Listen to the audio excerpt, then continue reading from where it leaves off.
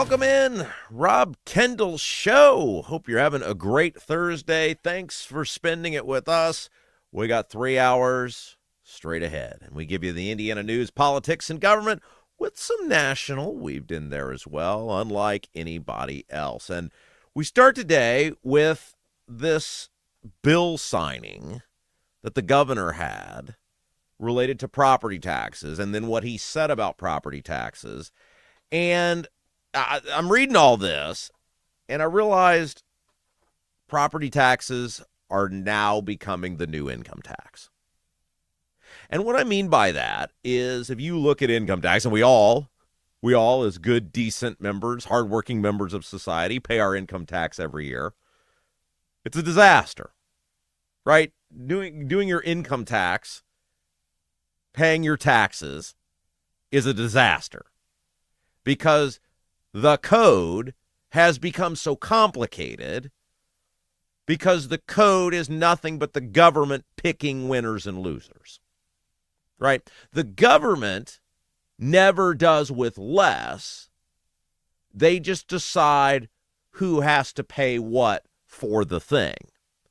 And so as a result, with the federal government, obviously, they just print the money, which creates the inflation and the deficits, and then the deficits are future taxes for future generations, all of these things. But on a local level, where a government can't print money, in this case, a state government or a local city, town, school corporation type government, when the government can't print money and you pick winners and losers, when you say someone doesn't have to pay or pay as much, then that simply means someone's going to have to pay more. And that's what we're now going to do with property taxes. And what that inevitably means is property taxes are and are going to further become the broken, complicated, despised system we've seen with income taxes. Look, either property taxes are okay or they aren't. It's the same thing we've been seeing in real time with the gas tax. Why did Braun suspend the gas taxes now? Because people are outraged about the price of gas.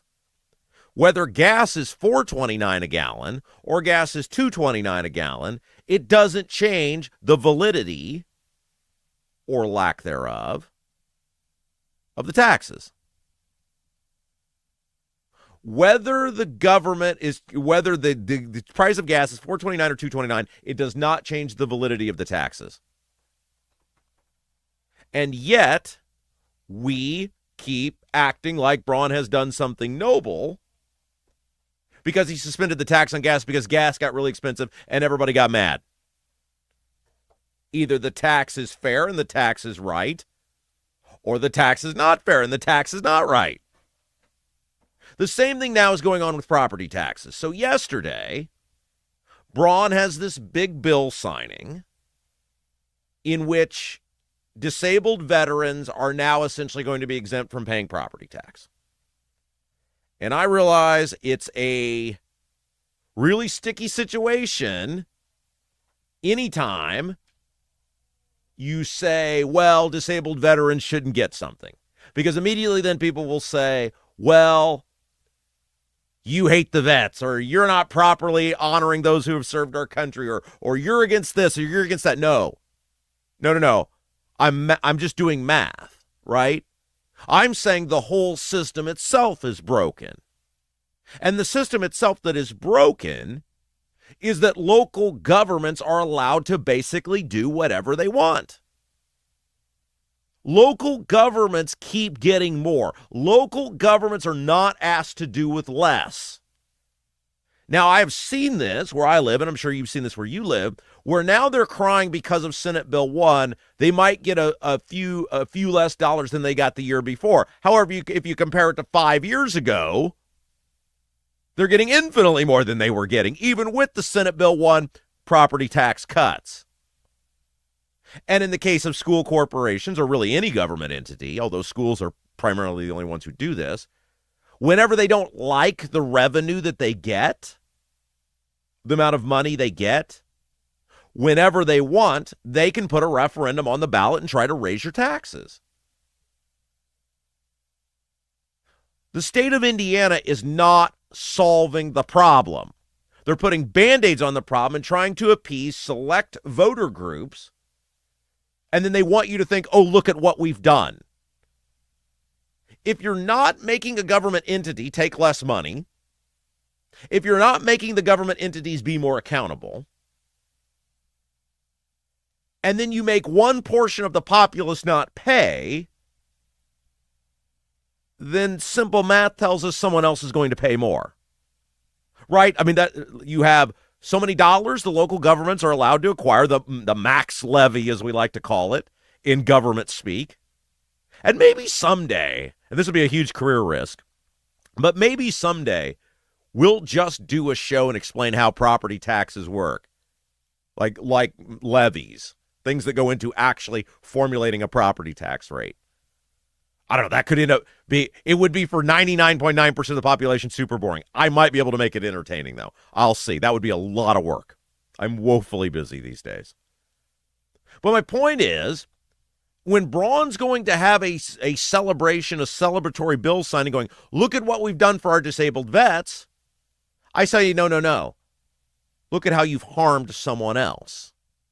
If you really want to do something for disabled veterans and all of the taxpayers, because everyone uses these services, right? Are we going to say now the disabled vets don't use the police? They do. They don't use the fire? They do. They don't use the roads? They do. They don't use sidewalks? They do. They don't flush toilets? They do. They don't turn on faucets? They do. They don't send their kids to schools? They do. What you're saying now is, okay, these people get these services for free. Okay? That's a conversation we can have. But then we also have to tell the public what's going on the other end of it. When the government can't print money, which creates, deficit, right? DAF, deficits or future taxes, and inflation, but the state can't do that, and the counties and the towns and the school corporations can't print money. When you as the state continue to allow local governments to excessively pilfer homeowners to whatever amount essentially they desire, which is what can happen. Anytime a school doesn't like what they're getting or not getting, they can go for a referendum. And we've seen that. We're going to see that. Katie barred the door. We're going to see, and it's an estimated 100 school referendums this fall. So when you say, well, we're making it so that disabled vets don't have to pay property tax anymore, then say the other part of it. We're making someone else pay more. Same amount of money the government can obtain. One person doesn't have to pay their fair share of it. Everybody else pays more. The system is broken. The system itself is broken. And until we fix the system, which, by the way, the system, the current, it's beyond fixing, guys. It cannot be fixed. Any system that allows people's taxes to go up based on what someone else did with their property is a broken system that can never be fixed. And so I posted about this yesterday, and people got the comment section, like the guy eating the popcorn, like, oh, Rob's really going to step in at this time. Rob's challenging disabled vets. No, I'm not challenging disabled vets. God bless those people. Thank you for your service. You're American heroes. What I'm challenging is the legalized vote buying process, which will continue to embolden and lift up a broken system that punishes everyone. It punishes everyone. Every single one of us is getting screwed every one of us pays property taxes, right? Whether you rent, whether you own. Whether you're a business owner or a homeowner or a home renter or a business renter, right? Like the building we're in right now, we're paying property tax on. We don't own it, and our landlords seem like very nice people. But they're not just out of the goodness of their heart going, Jason and Rob seem like swell guys. We'll pay that property tax for them. No, we're paying it. And as long as we continue to do these, and again, this is exactly what we've done with the income tax. Look at the bill that passed last year, the Trump bill. What did they do? They didn't spend less. They didn't require the government to take less money. They just said, hey, if you work, if you're a waitress or you're a bartender, no tax on tips. Oh. How are we paying for that? Well, we're not, right? We're printing the money, which will be further inflation, which will be further future generations will pay that money back. And by the way, now they're saying, even though bartenders and waitresses use all the services, they're saying their job is better than yours. The job's great. There's many wonderful people I know that are bartenders and waitresses. I was a bartender, as you guys know, part-time job, several years. It's not an indictment of those people. It's an indictment of the system, saying, why do they not have to pay taxes? Why are they better than a teacher? Why are they better than a police officer? Why are they better than a roofer or a plumber? They're not. All jobs are valuable. But our government said, no, because we want the Republicans said, because we want votes of these people in states we think we can start winning consistently, we will pass this bill. It's and look at what's happened. The deficits continue to rise. The national debt continues to rise. We're closing in on $40 trillion. It's printed money, devalues money, makes everything more expensive. This is the exact same thing we're looking at with property taxes. When you say, well, we're not going to make disabled vets pay their property taxes. It's not an indictment of the disabled vets. Great. Why does anyone pay property taxes? Well, how would we fund the schools? Okay. So disabled veterans get to use all the services but don't have to pay for it? If that's what we're saying, let's just word it that way. And that's a fine conversation for us to have. That's a fine conversation for us to have. But I'm not going to let Braun get away or the General Assembly get away with acting like they've done something noble when the obvious result based on property tax formulas and the way the governments are allowed to levy property taxes, especially when school districts, whenever they want, can go for tax referendums which raise everyone's taxes. I'm not going to let them act like the General Assembly or the governor did something noble by not forcing any sort of accountability on the school corporations or the cities or the towns or the counties. It'd be one thing if they said, okay, we're going to exempt disabled vets and we're going to require whatever cuts accordingly. So nobody else's property taxes go up. There's a pie, guys. Like, I know this is repetitive, but I know for a lot of people, you hear property taxes, you're just like, what? There's a pie of the amount of dollars the schools or the towns or the cities or all the government entities are allowed to acquire. When you take people out of that equation, you then force everyone else to pay more to make up for the pie. Until the dollar amount that they're allowed to acquire gets smaller, all they're doing is raising taxes on other people. I refuse to say that that's a good thing. I refuse to say, job well done. The conversation should be right now, are property taxes just? Are property taxes fair? Is it fair for the government to have a forever lien on your home? Is it fair for you to be taxed on something you're not monetizing? Is it fair for your taxes to go up because someone else doesn't have to pay or someone else sells their property and makes money? That's the question every member of the General Assembly should be being asked. That's the question every member of the General Assembly should have to answer. If the answer is yes, okay, then they're on the record with that, and voters can judge them accordingly. But the answer is they'll tell you no. So then the logical follow-up is, what are you doing about it? And the answer is nothing, because they don't want to take on the school systems. We saw this last year. With with the property tax fight. And Braun sort of admitted this. They just didn't want to deal with the schools. They didn't have the stones. They didn't have the guts. They didn't have the cojones to take on the school system.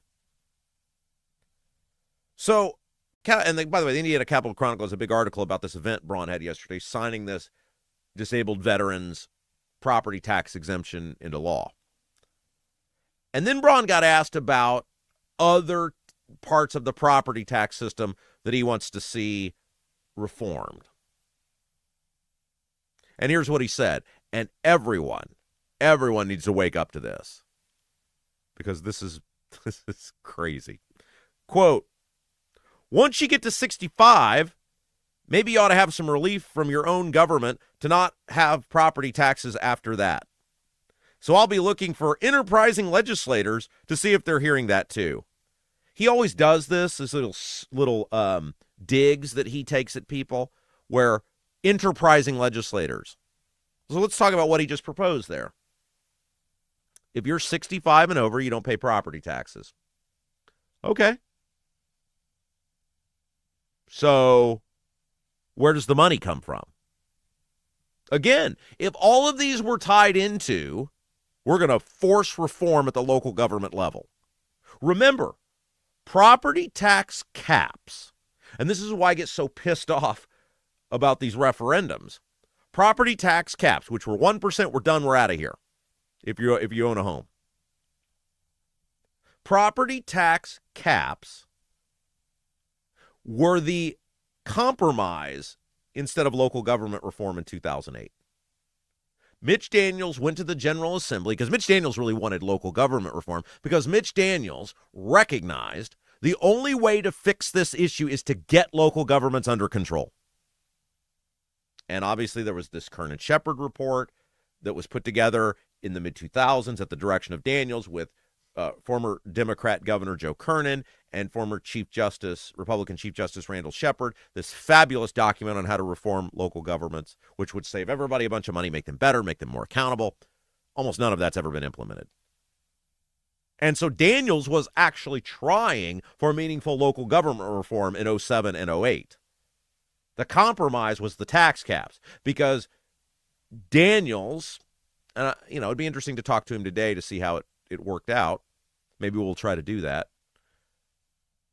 I think Daniels believed, well, at the very least, if we starve the governments of revenue, they'll be forced into reform. Now, I don't think what he factored in was you're going to have the assessment monster who can always raise the taxes, and the way the school systems would bastardize the referendum provision, which is what's happened. Governments haven't done with less revenue. In fact, they have much more revenue than they used to have. But the whole premise of the property tax caps started out of a need for local government reform. So the question to Braun would become, okay, so now you've exempted the disabled vets. Now you're going for 65 and over. Who's paying that freight? Me. I'll pay it. I pay. By the way, guys, I did call Diego Morales yesterday and I left him a voicemail. I know many of you said to do that. I did. I didn't get an answer. I left him a very nice voicemail offering him the opportunity to come on the show. He had an event last night at a house. I know the person's house it was at. The person passed the message along to him as well and said he should do the show. It's really all I can do at this point. I've called. I've offered. Other people have told him he should do it. It's in his court now. But the point is, you can't just keep saying, well, this person doesn't have to pay, and these people don't have to pay, without making local governments make major changes. And as long as, and look, none of the changes are going to matter as long as the school corporation every 2 years can hold the community hostage with the ability to go for a referendum. Look, it's not about whether I think older people should be paying property taxes. I don't think anyone should be paying property tax. I don't think old people should pay it. I don't think young people should pay it. You own your home. You bought it. It's yours. The government should be able to threaten you. There's a million different ways you could fund vital services. The problem is these lawmakers know this. They don't want just vital services funded, because then you can't do things like palladiums and reflexive pools and stadiums, all of the swimming pools, rec centers, all of these things that are not part of vital services the private sector should be taking care of, government does. Oh, hotels. Carmel, Indianapolis, you got taxpayer-funded hotels now. You wouldn't be able to do that if you actually had meaningful reform to local government, which forced them to have limited resources. And the legislatures don't want to take that on, the legislators. And then I love the fact that Braun tries to demean people by going, well, if you're not for exempting people 65 and over, then you're not an enterprising legislator. Like Dad is really coming down on you. I'm very disappointed in you non-enterprising legislators. By the way, why can't Braun human? What sort of phrase is that? Are you an enterprising legislator? What year is this, 1955? Are you an aspiring enterprising legislator? He then goes on to say, it gets even better. The other thing I hear is, once you paid off your mortgage, why should you then have a fixed cost? And generally, that's going to be later in life with a 25, 30-year mortgage. You'll be approaching retirement.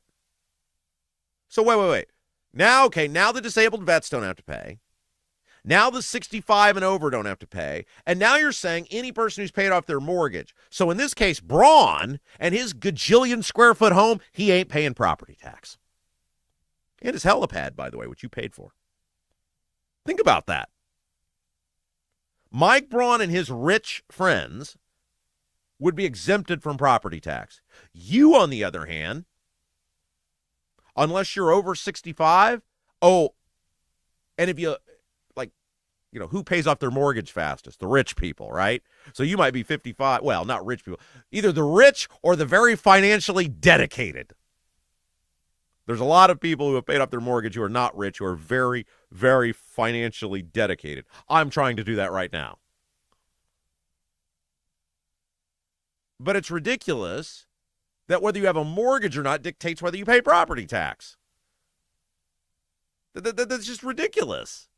Either the tax is fair or it's not.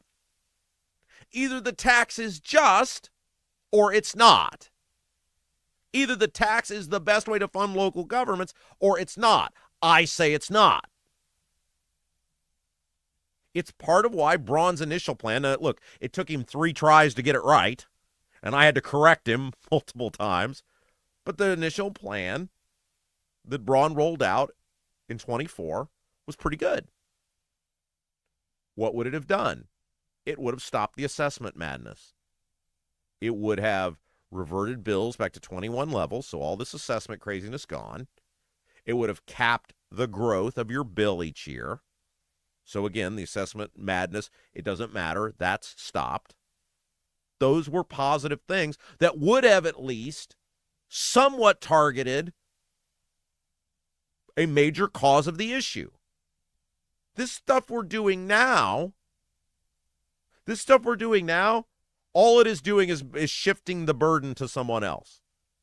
You don't get any points from me for saying, well, I'm forcing somebody else to get screwed so that someone else can have something for free so they'll like me. No, that doesn't work. The let me read part of this from the article at the Capitol Chronicle. Braun maintained he doesn't want to, quote, ever starve local units of government, but said government expenses shouldn't rise beyond what taxpayers can afford. Then do something about it. We have 2 football fields where I live. 2. AstroTurf, great bleachers. They've got a Jumbotron, like a great big LED video board. They've got a suite. Did you know that at the Brownsburg football stadium? They got a suite for the rich people to hang out in. They've got 4 field houses. 4. Go to Noblesville or Carmel, Westfield. Oh, that looks awesome. They don't have a sign like that. I can't wait to show that. Andy. So our guy Andy, here, perfect. Our guy Andy and Jody from the Honeysuckle Hill Bistro, beautiful Brazil. Awesome. We'll be telling you about them in just a moment. Andy made our new sign, and he dropped it off today. Andy is a former retired state police officer. Andy is like a Renaissance man. Andy loves the people so much, he delivers packages in the Brazil community for fun. He's like Santa. And Andy is an incredible woodworker, and he made our sign. And it's going to light up. It's awesome. It looks great, doesn't it? That's amazing. I can't wait for us to display that. He made it all in his woodworking shop. It's unbelievable. Guys, you have to go out and support the Honeysuckle Hill Bistro. Let me tell you about them right now. I'll just stop what I'm doing and tell you all about them. See how disorganized we are on this show? Guys, as we've said, we've told you about these guys for years. If you haven't been out to Brazil, make the trip. It's a little bit of a drive, but it's totally worth it. An evening out, an evening away, an evening on the water. The Honeysuckle Hill Bistro in Brazil, located on the water, outdoor seating, scenic view, chance to breathe, relax, get away, and enjoy a great made-from-scratch meal. Hoosier grub is what they like to call it at the Honeysuckle Hill Bistro. They invite you to try the Hoosier breaded tenderloin. And as we said, they're so Hoosier hospitality. The restaurant literally in the home of Andy and Jody, the owners. This week, they're open Friday for lunch. 1 week out of the month, they open for lunch on Fridays. This is the week. They're open Friday for dinner, Saturday for dinner, Sunday for brunch buffet. It's a meal and an experience different than you've probably ever had. Check it out for yourself. Everybody who goes, they rave about it. The view is amazing. The service is amazing. It's like dinner at grandma's used to be. Honeysuckle Hill Bistro. Google them. It's like Kurt Signetti, right? Google them. They're great. Honeysuckle Hill Bistro, or call for your reservation today, 812-443-3003, 812-443-3003. But coming back to starving local governments. What? Like, go walk the Carmel School campus. Like, these people, starve, Braun? These people should be on my 600-pound life. They're morbidly obese. I don't ever want to starve the local governments. Go look at all of these agents of government. I'm picking on the schools right now because they deserve it. But the towns, the aquatic centers, the stadiums, they're building literal stadiums now with taxpayer dollars. Like, I'm not talking like the Colts Stadium. Like, go Noblesville, Fishers, a hockey stadium. You're worried about starving someone that has enough money to build a basketball stadium or a hockey stadium? Remember when we talked about the Noblesville High School spending, what was it, $14 million on tennis courts? Starve? No. It's grandiose. It's excess. It's disgusting. And you're not going to fix it by just saying, hey, disabled vets don't have to pay property tax anymore. It's not a conversation about whether disabled veterans should be paying property tax. It's a conversation about whether any of us should be paying property taxes. We're all in this together. And we all have a vested interest in a fine local police force and a reliable fire department that can come in case of an emergency and roads that are passable. We have an interest in all of those things because we all use them. This is just going to keep getting worse, guys. Now, one more thing before we get off of this. Because, again, I come back to every conversation I ever had with Braun was the most uncomfortable conversation I think I've ever had. Like, even when we were, quote-unquote, getting along, you would just sit there and it'd be like, so, how's it going? Like, there's nothing about Braun where you're like, that's a dude, right? Like, there's nothing about Braun where you're like, that's a guy I'd want to hang out with. If you saw Braun, and you could remove the fact that he's the governor and he was a senator, like if you just saw him and you tried to engage in some sort of conversation, you would walk away going, what the hell's wrong with that guy? Like, I remember the one time he got asked, we asked him, I think it was on our show, about what he likes to drink. And he was like, I enjoy a good blueberry wine every so often. No, like beer. Oh, was it Mick Ultra? Holy hell, have you ever heard of Miller Lite, dude?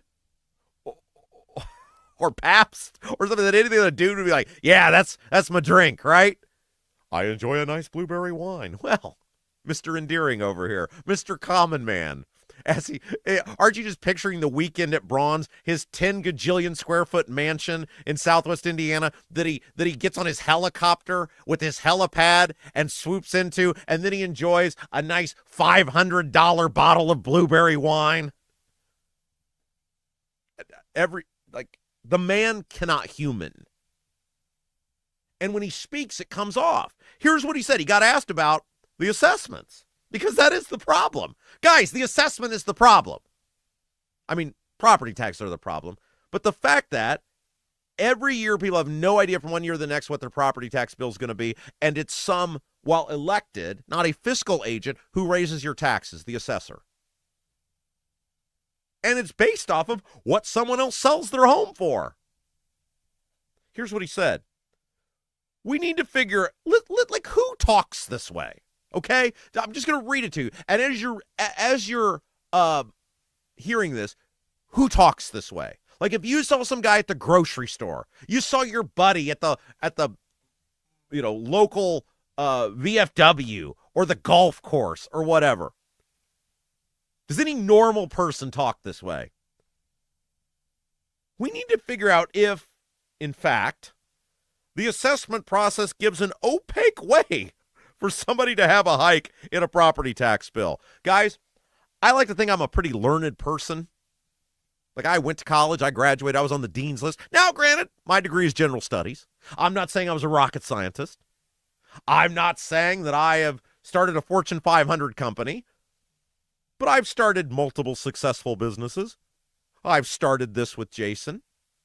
I had a #1 rated radio program for 6 years. I've been an elected official.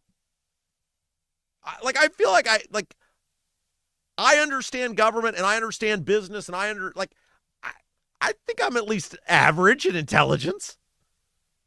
I had to look up opaque and try to figure out how it fit in what he just said. Now, for those of you who don't know, here's 2 options you can use with opaque. The AI. See, I'm figuring out the AI now. It's like, AI, tell me how this fits into this sentence.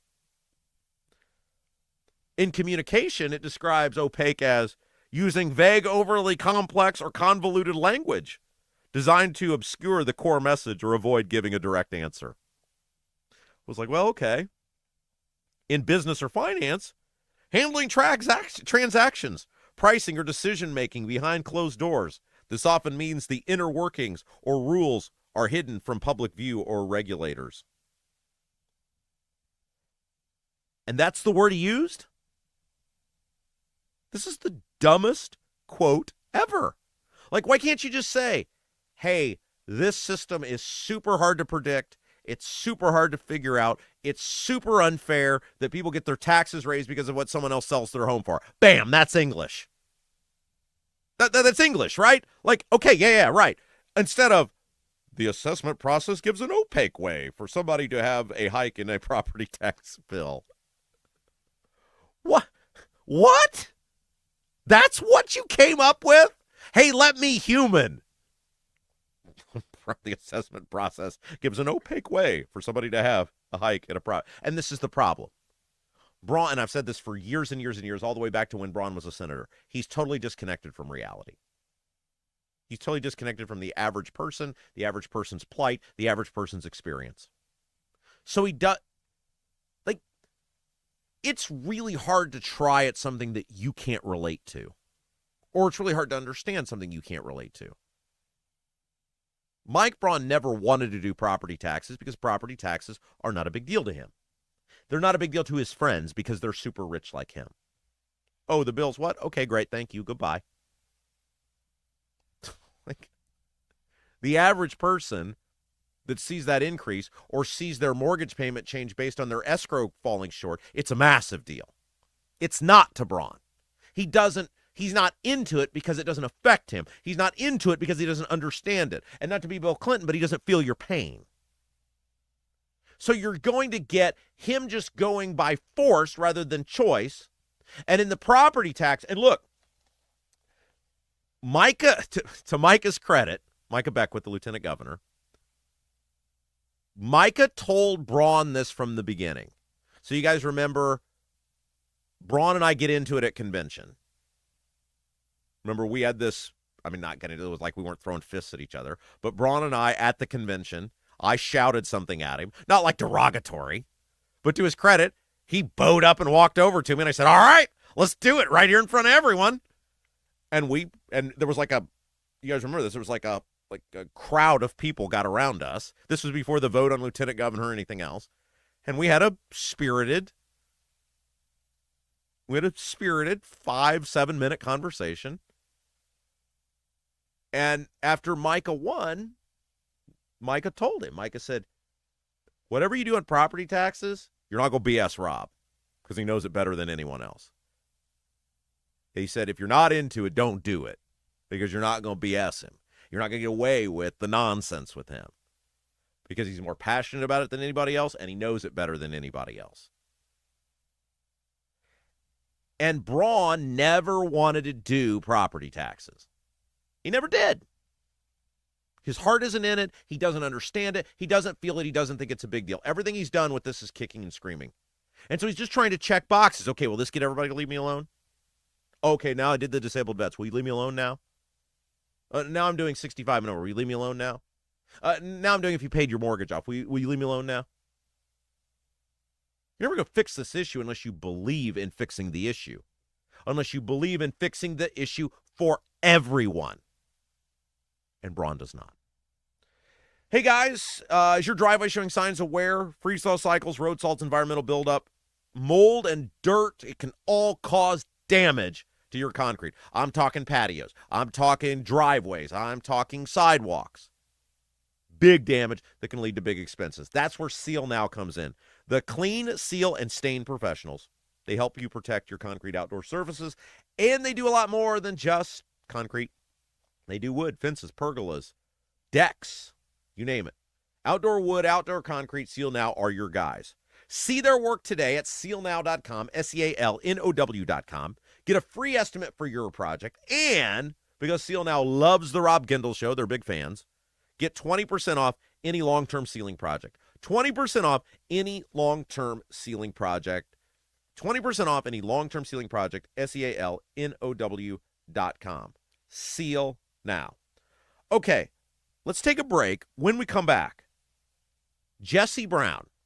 Now, you guys know Jesse Brown. He is the avowed socialist member of the Indianapolis City County Council. He wrote an op-ed in the Indy Star about, we're talking about all the drama on the Republican side for Secretary of State. The Democrats have a contested race there as well. And he wrote about the dangers of nominating Bo Bai to be the Democrats' Secretary of State candidate. And there were a couple lines towards the end of this op-ed that I thought were fascinating. And I'm not sure he's far off. I'll read them to you. I'll get your thoughts. When we come back, you're watching Rob Kendall Show. Are you seeing cracks in mortar, moisture working through walls, facade or structural failure beginning to surface? Bramwell Mackay sets the standard for exterior and structural building solutions. Our 40-year master masons and industry experts address moisture intrusion, failing foundations, masonry deterioration, and more. From preserving historic landmarks to addressing modern building envelope issues, Bramwell Mackay delivers full-spectrum service with white-glove professionalism. In Indianapolis, call 812-33-BRICK. 812-33-BRICK. Buying a home or thinking about refinancing? Work with someone local who understands the central Indiana market. Gary Tedrow with Verity Mortgage helps homebuyers and homeowners explore options for purchasing, refinancing, or even consolidating higher interest debt through their mortgage. Gary's approach is simple, clear advice, and personalized guidance, so you can make confident decisions. Visit loansbygary.homes to learn more or get started today. You've got nothing to lose but dollars on your mortgage payment. So call for a free, no-obligation quote, 317-695-5179. Gary Tedrow, NMLS number 179207 with Verity Mortgage, NMLS number 70345, an equal housing opportunity lender. Is your driveway showing signs of wear? Freeze-thaw cycles, road salt, environmental buildup like mold and dirt can all cause unsightly damage that can end up in an expensive repair. That's where Seal Now comes in. Seal Now are the clean, seal, and stain professionals that can help you protect your outdoor surfaces. Got a worn-out fence or deck? They can revive the look while providing long-term protection. Call today, 317-548-2002, or visit sealnow.com. Not only will you get a free estimate, but mention you heard about Seal Now on the Rob Kendall Show and receive 20% off any long-term sealing project.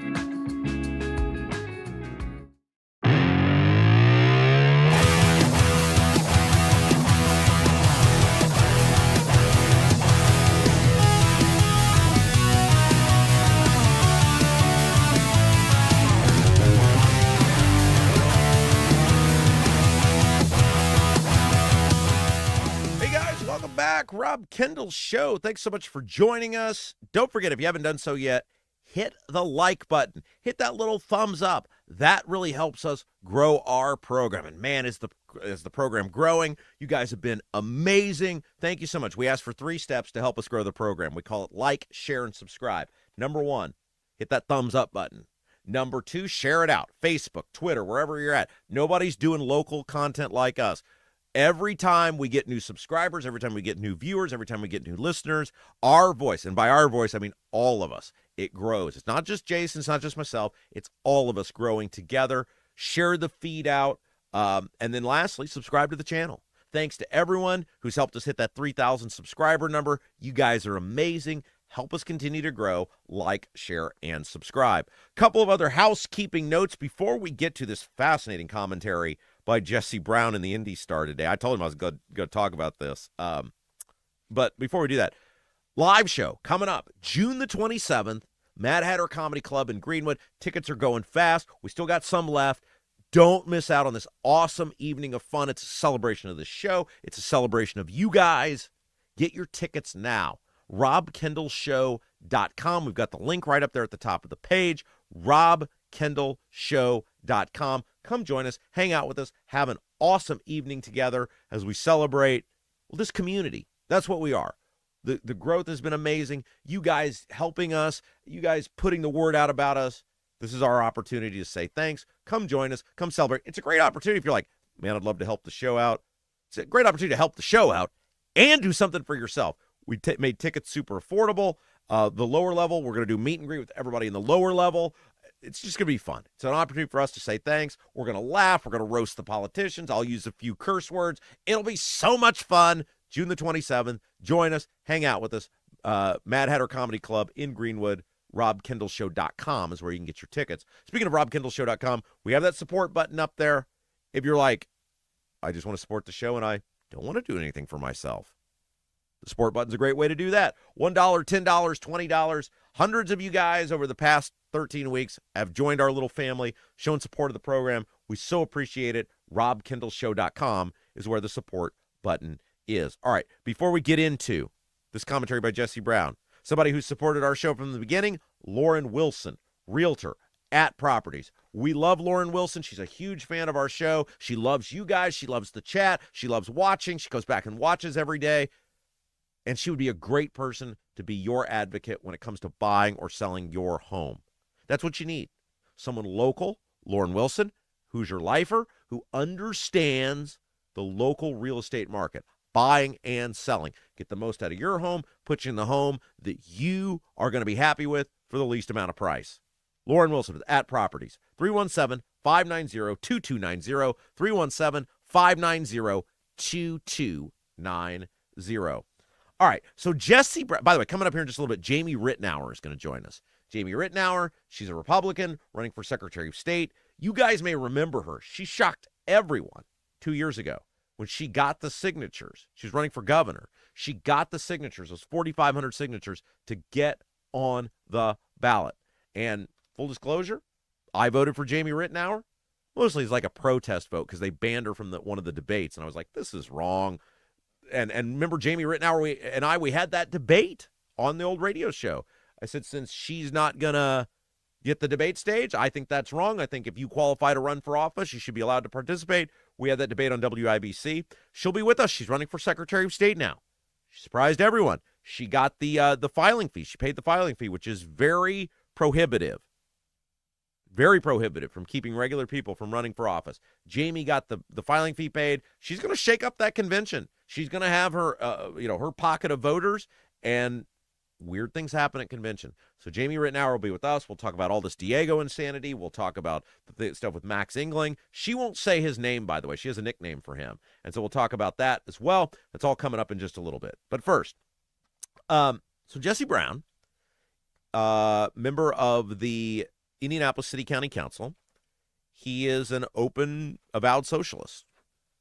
And he was a Democrat socialist, but the Democrats don't want anything to do with him either. They kicked him out of the caucus. They don't like him. He's a rebel rouser. Now, look, I've said, I like Braun, not because I agree with his views, but because I think he is by far the most honest person in city government.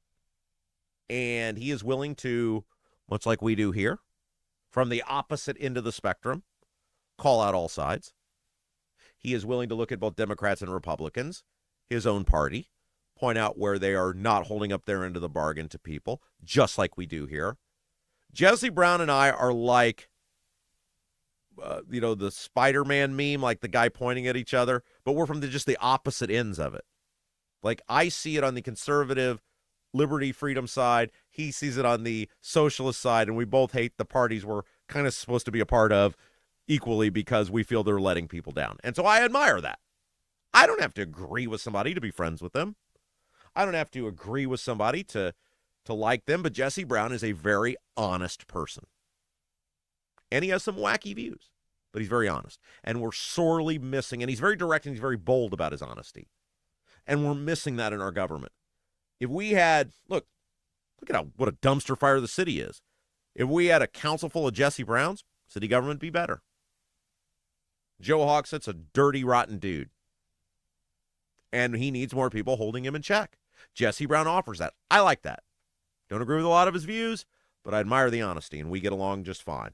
But anyway, he wrote this op-ed today in the Indy Star about basically saying that the Democrats should reject Bo Bai at their convention.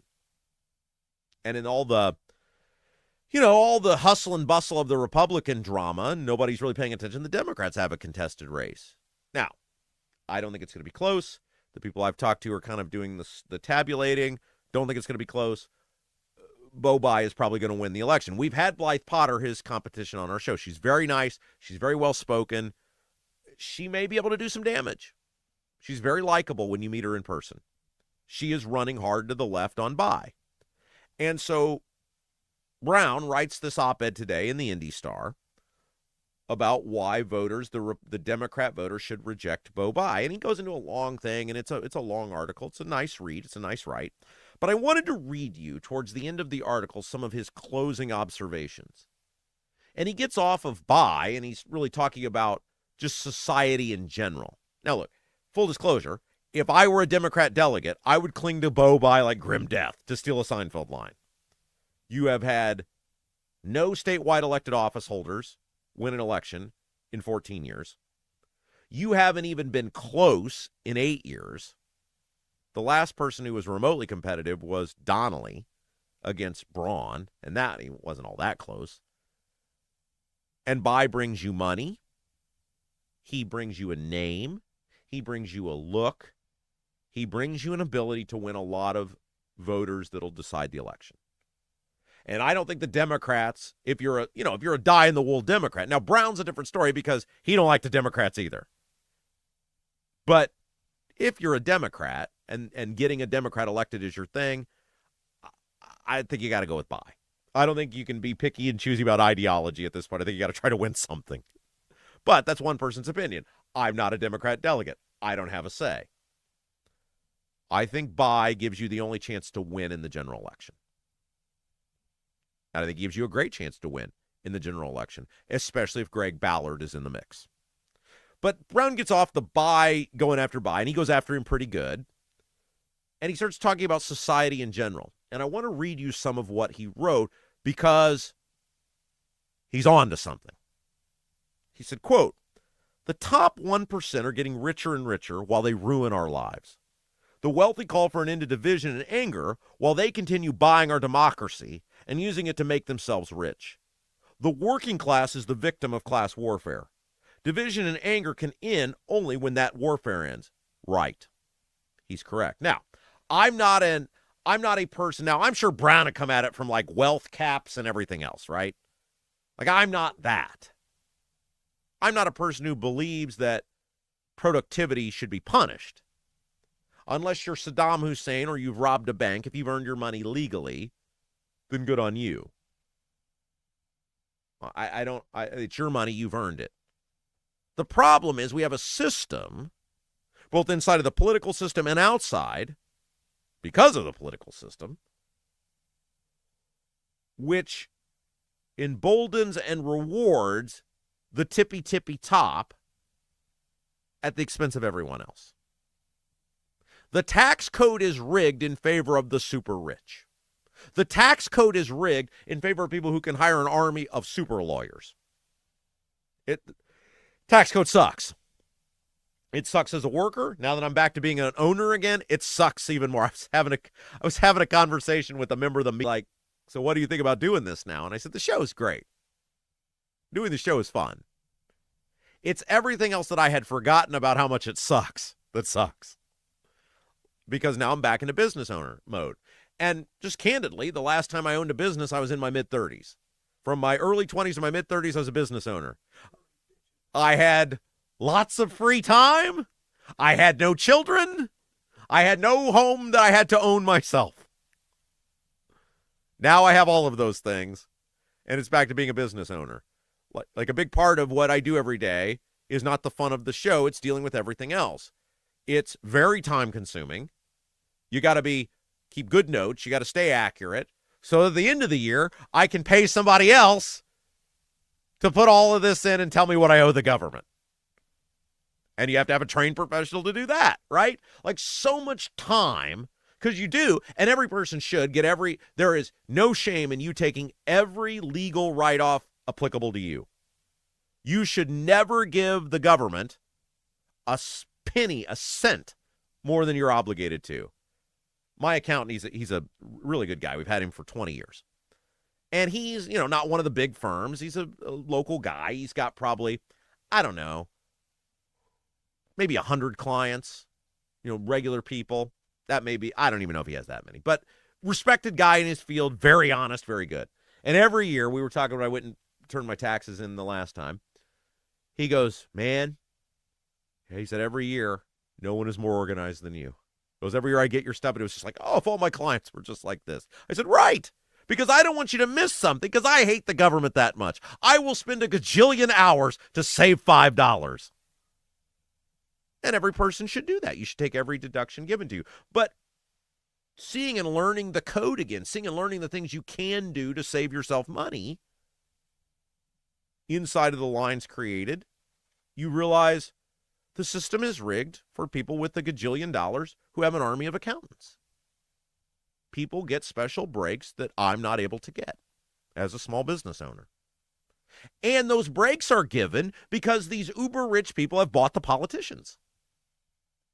They give these huge sums of money to get these politicians elected. Why? Not because of the goodness of their heart, but because they want something. And they get something. So Braun is right. He's 100% correct of his observation. And again, to come back to the property tax conversation, you pay for it. You pay. Every deduction that some rich guy gets, you're paying for, either through your actual taxes, which you have to pay more for, or if the money gets printed, inflation, which inflation don't harm rich people, right? I mean, it does, but they have such buying power that you think Elon Musk is like, crap, Post cereal went up 5 cents again. Damn you, Walmart. Do you think Elon Musk has ever been through a grocery store? If so, when was the last time?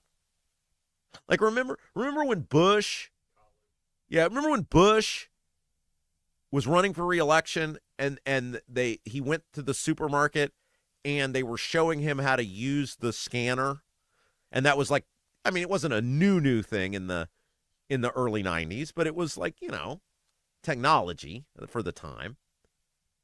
And he's staring at it as though it's some sort of foreign concept to him. And there's a lot of people that think that really hurt him in the election because people are like, this guy doesn't understand me. He doesn't understand what I'm doing every day. He's disconnected from reality. Like a guy who, when you ask him what his favorite drink is, he's like, I love a good blueberry wine every so often. Right. Nothing says dude like that, Mike Braun. You say strong. But he's right. Regular people are getting screwed for a system that emboldens the rich and empowers the rich because it's written by the rich because they buy the politicians. Braun goes on to say, whether they are skyrocketing our gas prices by starting wars for profit or skyrocketing our utility bills by using AI data centers, the elite in our society do not have good intentions for the world as we regular people experience it. They must be stopped before we can all just get along. Perfect. No problem with any of that. It's hard to argue, isn't it? Who gets rich off wars? The military-industrial complex. Who pays for wars? Us. We pay at the pump. We are paying right now so that other people can make money. That's what's happening with the Iran war. I challenge anyone to prove me otherwise. Either that we're not paying more for gas or a bunch of rich military contractors are making money. Hard to argue. You can socialist Jesse Brown whatever you want. You can make fun of him all you want. Hard to argue with anything he's written so far. The data centers, I think that's kind of been proven out, right? Utility bills continue to skyrocket. AI data centers use a ton of electricity and water. Now, look, we've said on this program, we're not hypocrites. We are thankful for data centers. We are grateful for data centers. Thank you, YouTube. We love you. Thank you, Apple. Thank you, Spotify. You guys are awesome. Thank you. No complaints here. I'm earning a living. Someday, hopefully, maybe. In part because of a data center. Let me rephrase that. Jason's earning a living because of a data center. But the point is, I'm not naive to the benefit of data centers. Now, what I have said is we've got to get parameters around the data centers that work for the data center, that provide stability and certainty for data centers, that provide certainty and financial benefit for local governments, local communities, and that don't endanger taxpayers and potentially either cut off altogether or skyrocket the cost of resources for taxpayers that they can afford. But Brown's right. Look at the deals right now with the data centers. They come in, they get all the tax breaks, they get all the financial benefit. And what do you get out of it? Potentially higher utility costs, if you can get them. He's not wrong on that. He's not wrong on that at all. He closes with, regular people see all of this pretty clearly, regardless of the political labels we use for ourselves. If Democrats want to win back regular people to the party, why not prove it by picking a regular person for our nominee? Okay, so he closes, obviously, with his case is, Bai's not a regular guy. Bai's a rich kid. Bai comes from a life of privilege. He doesn't understand you. Vote for Potter. Right. I get that. But the Secretary of State's office, even though nobody on the Republican side can seem to figure out what they do other than David Shelton, the Secretary of State's office is not about financial decisions. They're not about taxing the rich or whatever the cause or phrase of the day is. It's about being an administrator to the will of the General Assembly. It's a paper pusher position by design. Now, again, Diego has bastardized it and made it something it's not. And now this England guy is out screaming about truckers and closing the primaries and something he has no control over. But the actual job of the Secretary of State is an administrator. And if you're a Democrat and you've won absolutely nothing for 14 years, you got to pick the person who gives you the best chance. Bo Bai is not leveling taxes on people or choosing who pays taxes or who doesn't. So I disagree with Braun from that standpoint. He's advocating his close is buys a rich guy, buys a rich kid, buy comes from wealth, that's all true, right? All true. But it doesn't matter in this position. That's not the job. But I thought the way he observed, his observation of society, the socialist appears to be far more in touch with the lives of regular people than the establishment, the power structure of either the Democrat or Republican parties. That is a stinging indictment of the power structure of the Democrat and Republican parties. Hey, you guys got a leaky chimney, water in your basement, cracks around the exterior of your home? Bramwell Mackay Property Services and Consultants is your authority for chimney repair, tuck pointing, foundation repair, crawl space to basement conversions, basement waterproofing, and more. Bramwell Mackay doesn't offer quick patches. Their team of 40-year master masons and industry experts address the root cause and provide solutions that last lifetimes. Your home is one of your biggest investments. Treat it that way. Bramwell Mackay. BRAMWELLMCKAY. Bramwell Mackay, your masonry, foundation, and chimney specialist. BramwellMackay.com. All right, let's take a break. When we come back, Jamie Rittenauer is going to join us. She's a Republican running for Secretary of State. Can she shock the world? Shocked a lot of people in 24 when she got on the ballot to run for governor on the Republican side. Can she play spoiler? What's going on with all the insanity? How are the delegates viewing the Diego drama? We'll talk about all that and more coming up next. You're watching Rob Kendall Show. Right now, everything's expensive. That includes things you need around the house. If your water heater, water softener, or well pump goes out, or even if your toilet stops working, you could be looking at a major expense.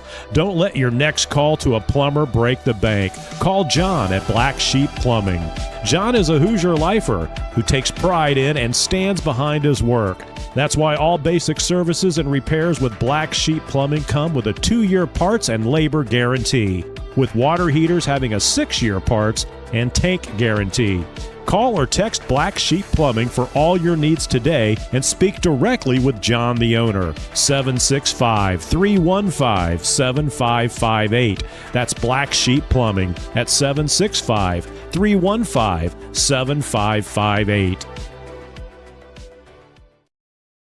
Hi, I'm Lauren Wilson, Realtor with App Properties. I would love to get to know you. I know that buying and selling a home is a really big deal. You need a plan in place so you can succeed. And that's where I come in. If you are buying, let me help you find that perfect home. And if you are selling, let me help you find that perfect buyer. Look, we're all Rob Kendall Show fans here. That's why I'd love to get to know you. I'm Lauren Wilson, Realtor with App Properties, an Army veteran and a Hoosier through and through. Call me at 317-590-2290, 317-590-2290.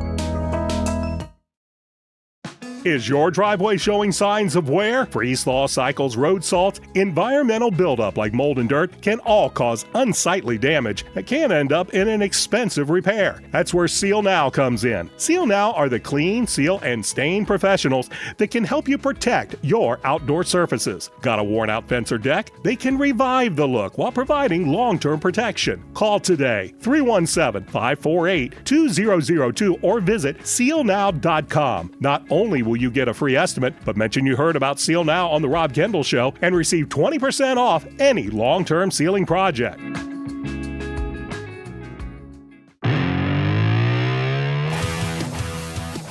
Welcome back. It's the Rob Kendall Show. The Secretary of State's race is in full force, and we're pleased to have the one Republican so far without, well, any drama associated with her campaign. Jamie Rittenauer joins us now. Jamie, hello. Hi, Rob. Thanks for having me. Okay, so I voted for you for governor in 2024. And then we got in a big fight. We did, but now you're here, and you have, again, shocked me.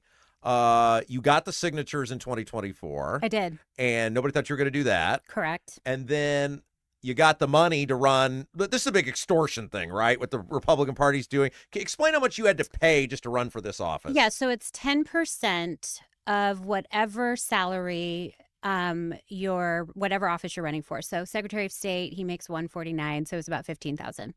And it's in statute, by the way. So I'm not so sure that the Democrat Party does not have to do the same thing. So whether you win or not, you have to pay $15,000 just to run Correct. for public office? Correct. I'll go you one more.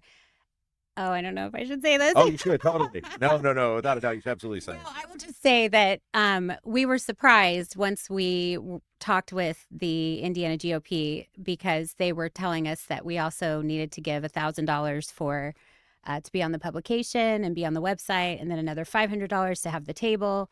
But you're a And candidate. so- What do you mean on the publication? And don't they like, isn't that the purpose on of the publication? program? It's $1,000 to be on the program. So it is extortion. I mean, it is what it is. But we're gonna pay it, and we're gonna play the game. Doing this, I gotta admit, like I thought you were the great Cinderella story of 2024. I said how she got the signatures with $9, I don't know. Yeah. I'm sure Greg Ballard has called you and asked how to Wouldn't that be funny? He hasn't, for the record. how to do that. How do you keep pulling these things off? Like, that's incredible that you're able to raise that amount of money. Because I feel like you're sort of one of the few people who's like, you don't promise anything to anybody. Well, I try to promise what I can come through on. And so we have made promises and we'll come through. But I think that I am one of the many candidates that are running for office, let's just say nationwide, but maybe few of us in Indiana, that are strictly wanting to be outside of the politics and just want to work for the people. And so that is what voters are looking for. It's what delegates are looking for. People are tired of the politics. You know, you can only give your tax money so long before it's like creeping down into your family and affecting your everyday life. And I think that people have gotten to the point where they are just so angered by that. So I feel like some people walk around like if you were in a movie, you would have like a light from above shining down on you. And when I say that, these things off. Like, I mean, seriously, you getting those 4,500 signatures 2 years ago was incredible, and now you doing this is incredible. I feel like there's some sort of hand over your campaign that at least it'll put you in these positions to be able to have a voice in the process. Yeah, I mean, I think that it begins with, you know, obviously what God's sovereign will is, which is an interesting topic because you guys had talked about that at one point in time. I think that my call into this race is very similar to the governor's race in the sense that, you know, I love the Lord and I'm willing to make sacrifice. I've been, I guess you could say, prepared all my life for this. And so I don't approach government like it's some office to conquer. I approach it like it's an administrative office that needs to be governed, and it needs to be done so in a way that respects the people. And so I was happy to see that my husband he was actually the first person to kind of push me through the door for Secretary of State. And then quickly after that, the people met with me and told me kind of their background with the current Secretary of State and the disappointments that they had. It honestly, it made me angry because, you know, I feel like you were too nice to Diego, though. I think that's why we got sideways. I was very frustrated that you were mad that I wasn't mad. I felt like you're being too nice to Diego. I mean, the guy is a complete I'm not going to be an angry person, Rob. I mean, you're very nice, but I just feel like everyone is too nice to this guy, and now we have this phony outrage from Rokita and Banks and all of these guys, right? Like, why does nobody hold Diego Morales accountable? Yeah, well, okay, here's the pushback. So what is accountable? What does that mean? So I think... Well, I think like Ryan Mears should be involved. I think that would be some level of accountability. Well, I mean, that's it. But that's Ryan Mears' job, right? So I think there's a certain amount of people that are on the ground that are just kind of like, look, we push as hard as we can push. And then we're like, we need to just get a job done. And so from my perspective, I sent the public records request in, I put the report out, I said all of what I felt were things that I could prove, right? So we're asking you for all of the public records for your India trip. Can you give that to us? And no, we don't even get a response, which we're supposed to get a response. That's what it's. How do they just say no? I don't know how they do it, but they do. And it's ironic because of all the constitutional things that it says about Secretary of State, which isn't a lot.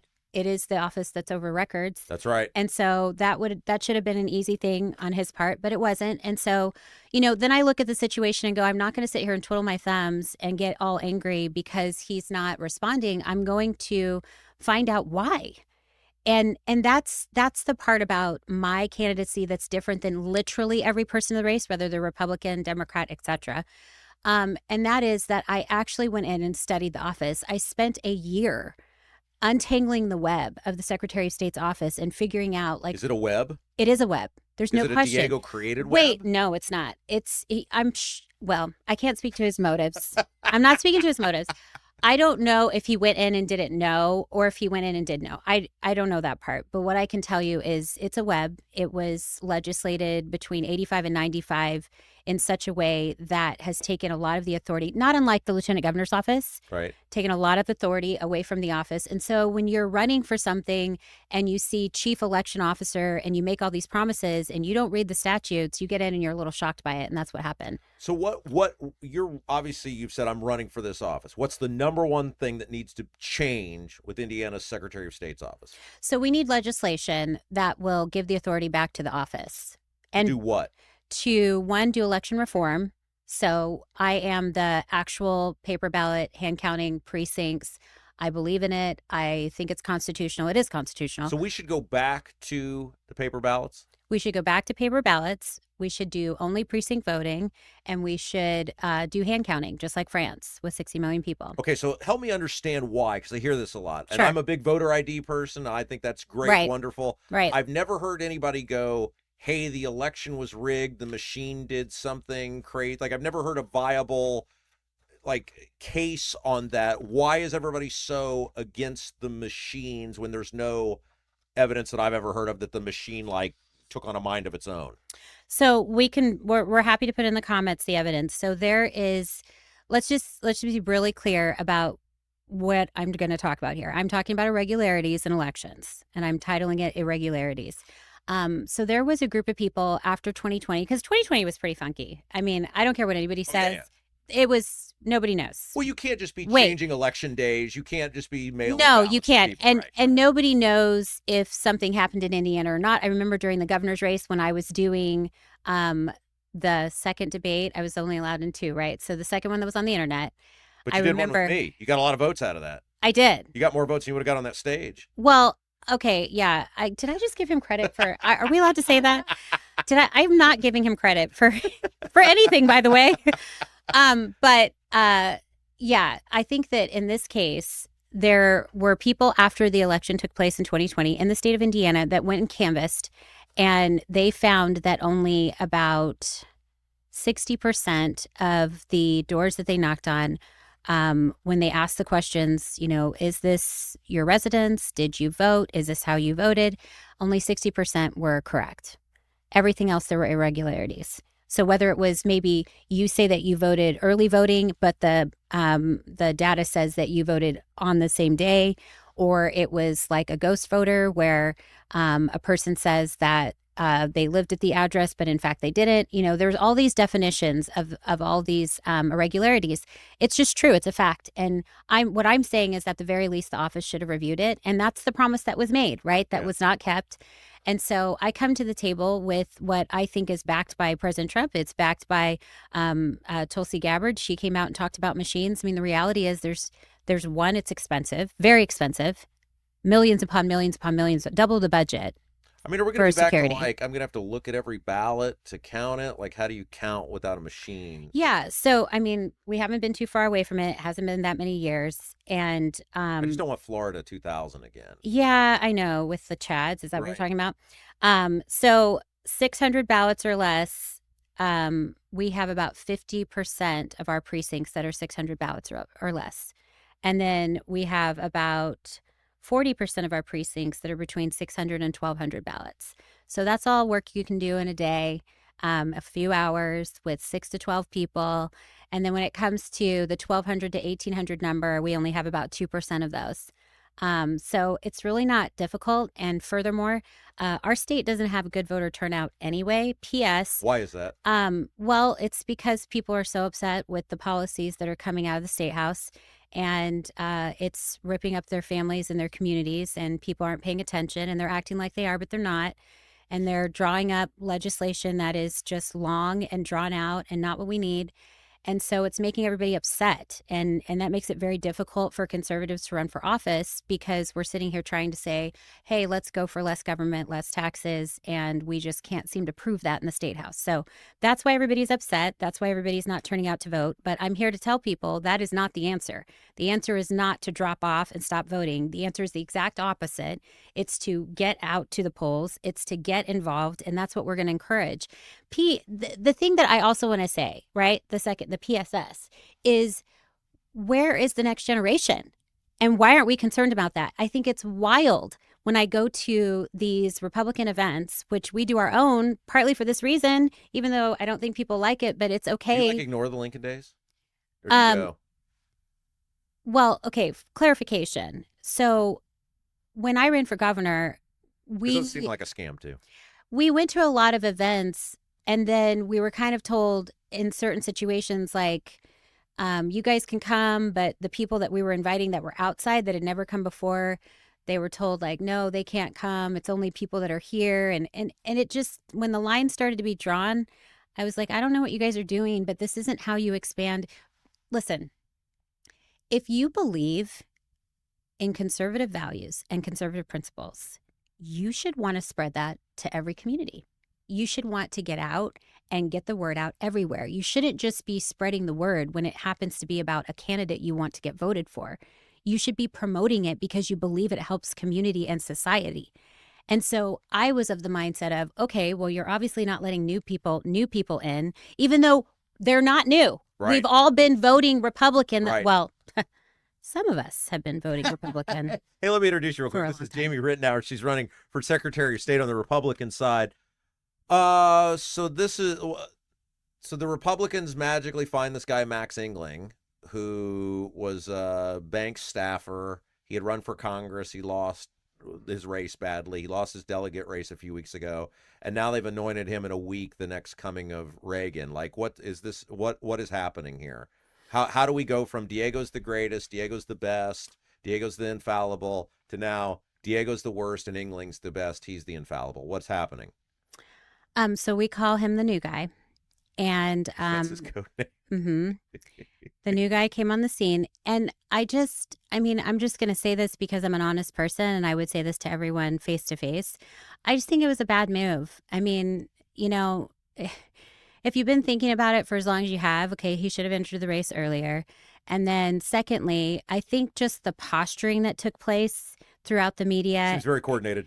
Well, that's what I'm saying. Like, all of us are watching this coordination, and Hoosiers aren't stupid. Like, you know where I was recently? I was at J.D. Prescott's tax bill. Oh, yeah? Yeah, he's doing the tour. Is he still changing his opinion on that? Like, is he still tinkering? Well, He's been tinkering for a decade now. He's working on it, and I give him credit for that. I give him, because I sent you a tax bill that I had worked on at one point in time. Yeah. And so I understand, like, when you're trying to actually do the work, you run into these major issues, like the fact that we have a lot of renters in Indiana and low income and all of those things. Whenever you're talking about getting rid of property tax, you have to balance things out. P.S. You have to get rid of a lot of government that we don't need. But anyway, when I was at that event, one thing that I thought was amazing was just how many Hoosiers came to the table. Wait, it's amazing, but it's not surprising. So the problem with the State House is that they think that Hoosiers are either stupid, which I've heard this said, that someone has said that, or they think they're not paying attention. They're neither. They're incredibly smart, generational, know their state, and they are paying attention. And it was evidenced at that tax meeting that they had where he's going on this tour. And I actually said to him right before he went up, I said, do you have your numbers? And he was like, well, I do have the numbers. I don't know if I have them here. And I was like, and he's going to get them. I know he'll have them because they asked for him. He told me that a year and a half ago he was going to get the numbers. Well, I'm lobbying for him. I'm saying he's going to get them. I'm saying he's going to get them. Point, though. You're like, you come off as a very real person. Most of these people come off as highly fraudulent. Like, aren't you just fed up with all of it? The people are fed up, and I represent the people. So I am here because they are wanting a conservative that actually believes in the morals and values of what I believe is Judeo-Christian principles. They want someone that actually knows how to administrate, and they want someone that's not going to sell out. And so I'm here for that reason. My family's willing to make the sacrifice, and I think they're going to see our research, and I think they're going to say that's the person we want to vote for. I was at the convention in 2014. Yeah. It was the treasurer's race that year was the big deal. That was, It was Wayne Siebold, Don Bates, Kelly Mitchell. And all the publicity was Bates and Siebold and how they didn't like each other and they were going at each other. And then Kelly Mitchell very quietly just didn't offend anyone and just ran right down the middle, for lack of a better term. And then after the first vote, both sides were kind of like, oh, we don't want the other side to win, so I guess we'll give all of our votes to her. Like, do you feel like there's a path here where it's going to get so contentious between, say, Diego and Engling that there's a world where, like with Kelly Mitchell, they go, everybody kind of likes Jamie? Yeah, I mean, I think that they set themselves up for that. I don't think that Jim and Todd walked in the right way. I think that they handled it a little bit. Did they panic? I mean, they were with him for I don't years. know. I don't know. That doesn't really make sense to say that they panicked because they had been planning it. So I don't really know how to say that. I honestly don't understand it. I think if there was a strategist that was working for them, that person might need to be fired. Like, I don't think they did a good job. No, I'm being serious. Right. I think that person should probably rethink, because I think what it ended up doing is just losing a lot of respect. And they lost my respect. And that takes a lot, by the way, because I try to be respectful. She's very nice to everyone. And I do, but really I've met Jim and I've met Todd, and I just think it was unprofessional. Like, no, that was wrong. You shouldn't have done it that way. It shouldn't look like a coordinated effort. You shouldn't be spinning the way that you're spinning. And I do think it's disrespectful to the delegates. And yes, you might not like Diego, but the reality is that we still respect the delegates. And so I just think it was, I think they got so caught up in the politics, they forgot that the delegates are involved in this and they represent their communities and their neighbors. And they don't like the political game. Are the delegates buying their deal? Because you and I had this conversation. I said, it seems like, at least on Facebook, which is not real life, everybody really has anointed him. Oh, was one of Congress's most beautiful people or whatever, and he's the best, and this is the golden boy now. Like, is that the delegates, or is that just a bunch of people who hate me on Facebook? Yeah, we call him the new guy, and that's where we leave it. I mean, to each his own. I think he can come in and he can, try to rally some votes at the end here, but the reality is that I've been around here for a year, and, David was around for a year. We've been here. You want to have the debate, you should have been having it a while ago, to sweep in and try to claim that you're ready for this office. I just think it's disrespectful. P.S. I'm living on the P.S. right now. I really think you're like on your that eighth PS I know. Yeah. So it's like a really long letter, but I really think that Rakita and Banks and Ireland, I think all of them, including Max, I think they all owe the delegates and the public an apology for the way they've handled this. That's ridiculous, you guys. I mean, we've been here. We could have had a debate by this time. And I'm not going to be running around trying to scoop with the new guy because he came in late. Like, no, that was done wrong. And you could have done better. So I'm disappointed. If they pick Diego, will you guys lose the office? Yeah, we would now. I mean, they set it up well. That's why I'm talking about it, because I know strategy. I'm a strategist. People come to me and ask me to work for their organization to be a strategist. I see the strategy. It didn't work well for the delegates, but it did probably work well against Diego. That's the reality. Okay, so here's my charge to you, because I feel like you're the only person I'm going to get this out of. You get to give a speech at the convention, right? Don't you get up there and give the 10 minutes. Is it 10 minutes? Mm-hmm. You got to just burn the whole thing to the ground. Well, it's 2 minutes for someone to introduce you. Yeah. You get 8, but go ahead. Yeah, because I told Shelton, I said I would introduce him, not as an endorsement, but just the fact that nobody's going to burn the thing to the ground, and I would just want 2 minutes to burn the thing to the ground. You just want 2 minutes to burn and everything. I said, and I won't want you to burn everything to the ground, Rob. I won't even mention that you're the candidate. I'm just going to say some things and then go, okay, here comes this guy. I feel like you could do it, though. I think you could do it. Oh, okay. So I'm putting you in charge of giving the best speech at the convention. No pressure. No pressure. I don't feel any pressure. I won't type it out. I'll share what's on my heart in the moment. We still don't know. Wing it? Yeah. Oh, that's wild. No, like no it's rehearsal, not. no nothing? No. No notes? I rarely do that. I actually think the only time that I used notes at a speech was when I was rebuking the Republican Party for keeping me out of the debates. And the reason I did that was because I had certain legal information that I wanted to make sure I got out. Yeah. But no, I don't write it down. I mean, I have some things that I'm thinking about, but every time I do that, I get up there and something else comes out. So I stopped doing it. Okay. Well, I'm counting on you because I think you're my only hope to get a real barn burner of a speech at the convention. I'm going to speak on behalf of the people. They say leave it all on the field in sports. That's for sure. Yeah, that's for what sure. do. Yeah, because I run on Back to the Constitution, United in Excellence, right? And I think the delegates have an amazing opportunity to rise above the politics and be united. I mean, all right, if people want to learn more about you, your candidacy, yeah, the delegates, yes, that's who your friends are now. Yes, yes. The world belongs to the delegates. Oh, it's great. I love it. How can they do that? What do you go meet them in person? You meet them at like a Wendy's? We have some really special communication that's coming to all the delegates. So they can look forward to that. And we'll give it to them first, and then we'll put it on social media after they've had some time. Mail. Like the year I was a delegate, there was so much mail. It's not mail. It was just a lot. No, it's not mail. Mm-mm. Is it like a flower basket? I'm or not telling. Like treats? You have to stay tuned. If people want to learn more about you, there's how can they the do tease. That? There you go. If you want to learn more, who'syourgoodness@gmail.com. If you want to contact us, you can go to indianagoodness.com to see a very administrative plan. You can follow us on social media. We're on Facebook and we're on X. I love that it's not even your name. It's just Indiana Goodness. Like that's your campaign website. I love that. We do that on purpose. That's very smart. That's smart marketing, right? It Yeah. must be like JamieRittenauer.com or something. Mm-mm. No, it's IndianaGoodness.com. Because it's about the people. Yeah.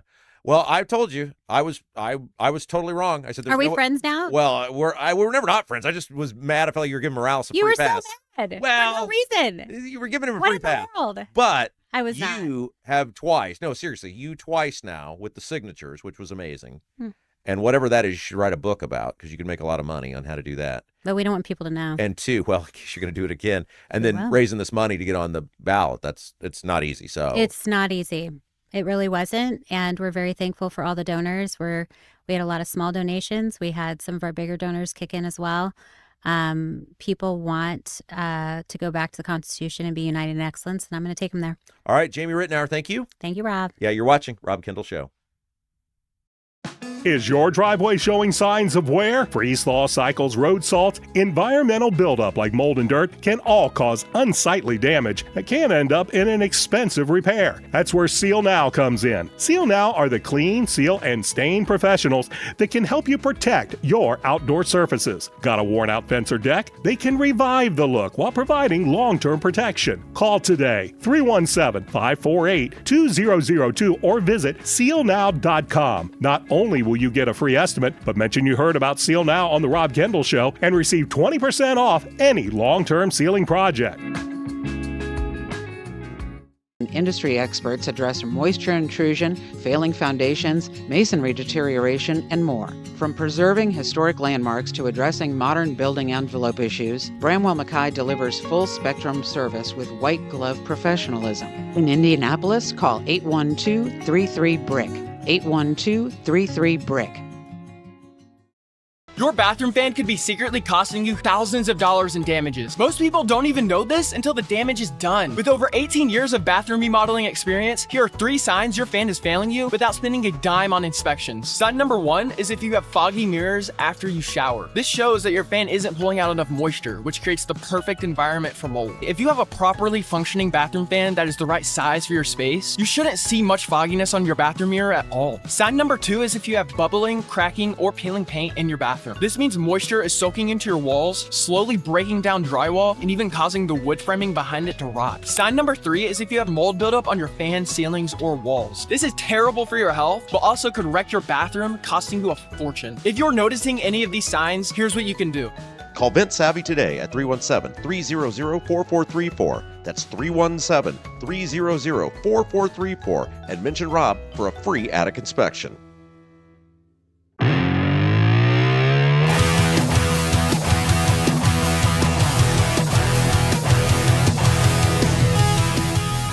Hey guys, welcome back. Rob Kendall Show. Thanks so much for joining us. We're trying some new things here.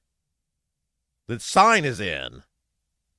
Andy from the Honeysuckle Hill Bistro, one of the owners, he is just phenomenal with woodworking, and he has made this sign. Now, obviously, we couldn't get it, like, bolted to the wall today, but we wanted to display it. So, yeah, oh, yeah. We've been doing this all during the written hour interview. There's Jason. Hey, Jason. Nice to see you. Jason was all concerned. He was like, so for those of you listen to us on Apple, Spotify, you're just missing out on all this. You can go see it over on the YouTube feed. We got our sign in today. And look, we don't make any bones about what's going on here. We're two guys in a 240-square-foot room.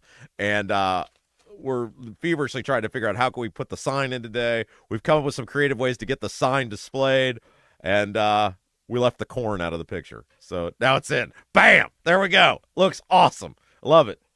The one thing the new set does do, we will get the sign bolted to the wall eventually. It does cover up the lights a little bit, but other than that, that's all right. There's so much you can do. Jason was like, oh, it doesn't look straight. I was like, who cares? Who cares? This is not CBS. And if you've seen some of the sets those people have these days on their Zoom calls or whatever those are, good grief, all the rules have changed. But it is the Rob Kendall Show. Thanks for joining us. Jamie Ritenour, very interesting interview. We will post that interview once we get off the air today. If you want to go back and watch it in its entirety, she calls people out. And look, say whatever you want about her. She made it to the ballot in 24 for governor. Nobody thought she could do that. She got the filing fee to get in this year. She will get votes. And who knows what's going to happen to that convention, guys. I've seen all sorts of crazy things. Speaking of the Secretary of State's race, I called Diego Morales yesterday because you guys said to do it. I left him a voicemail. It was very short, but it was very polite. I just said, would love to do an interview with you. Look, he has every incentive to do the interview. He can't go anywhere but up for doing the interview. The people who have left him, he's got to try to get them back. And the number one thing that would get a lot of those people back, because they're Banks people, or they're do whatever Banks says people, is go at it with Rob Kendall. I'm serious. And I told a guy yesterday who is a huge Diego supporter, and he agreed. There is no real downfall of him doing this interview. The people who left him, they ain't coming back. They're already gone. But he could show some fight. He could show some moxie. And look, I've already said how it's going to go. He knows the things that I'm pissed off about that I'm going to ask him about.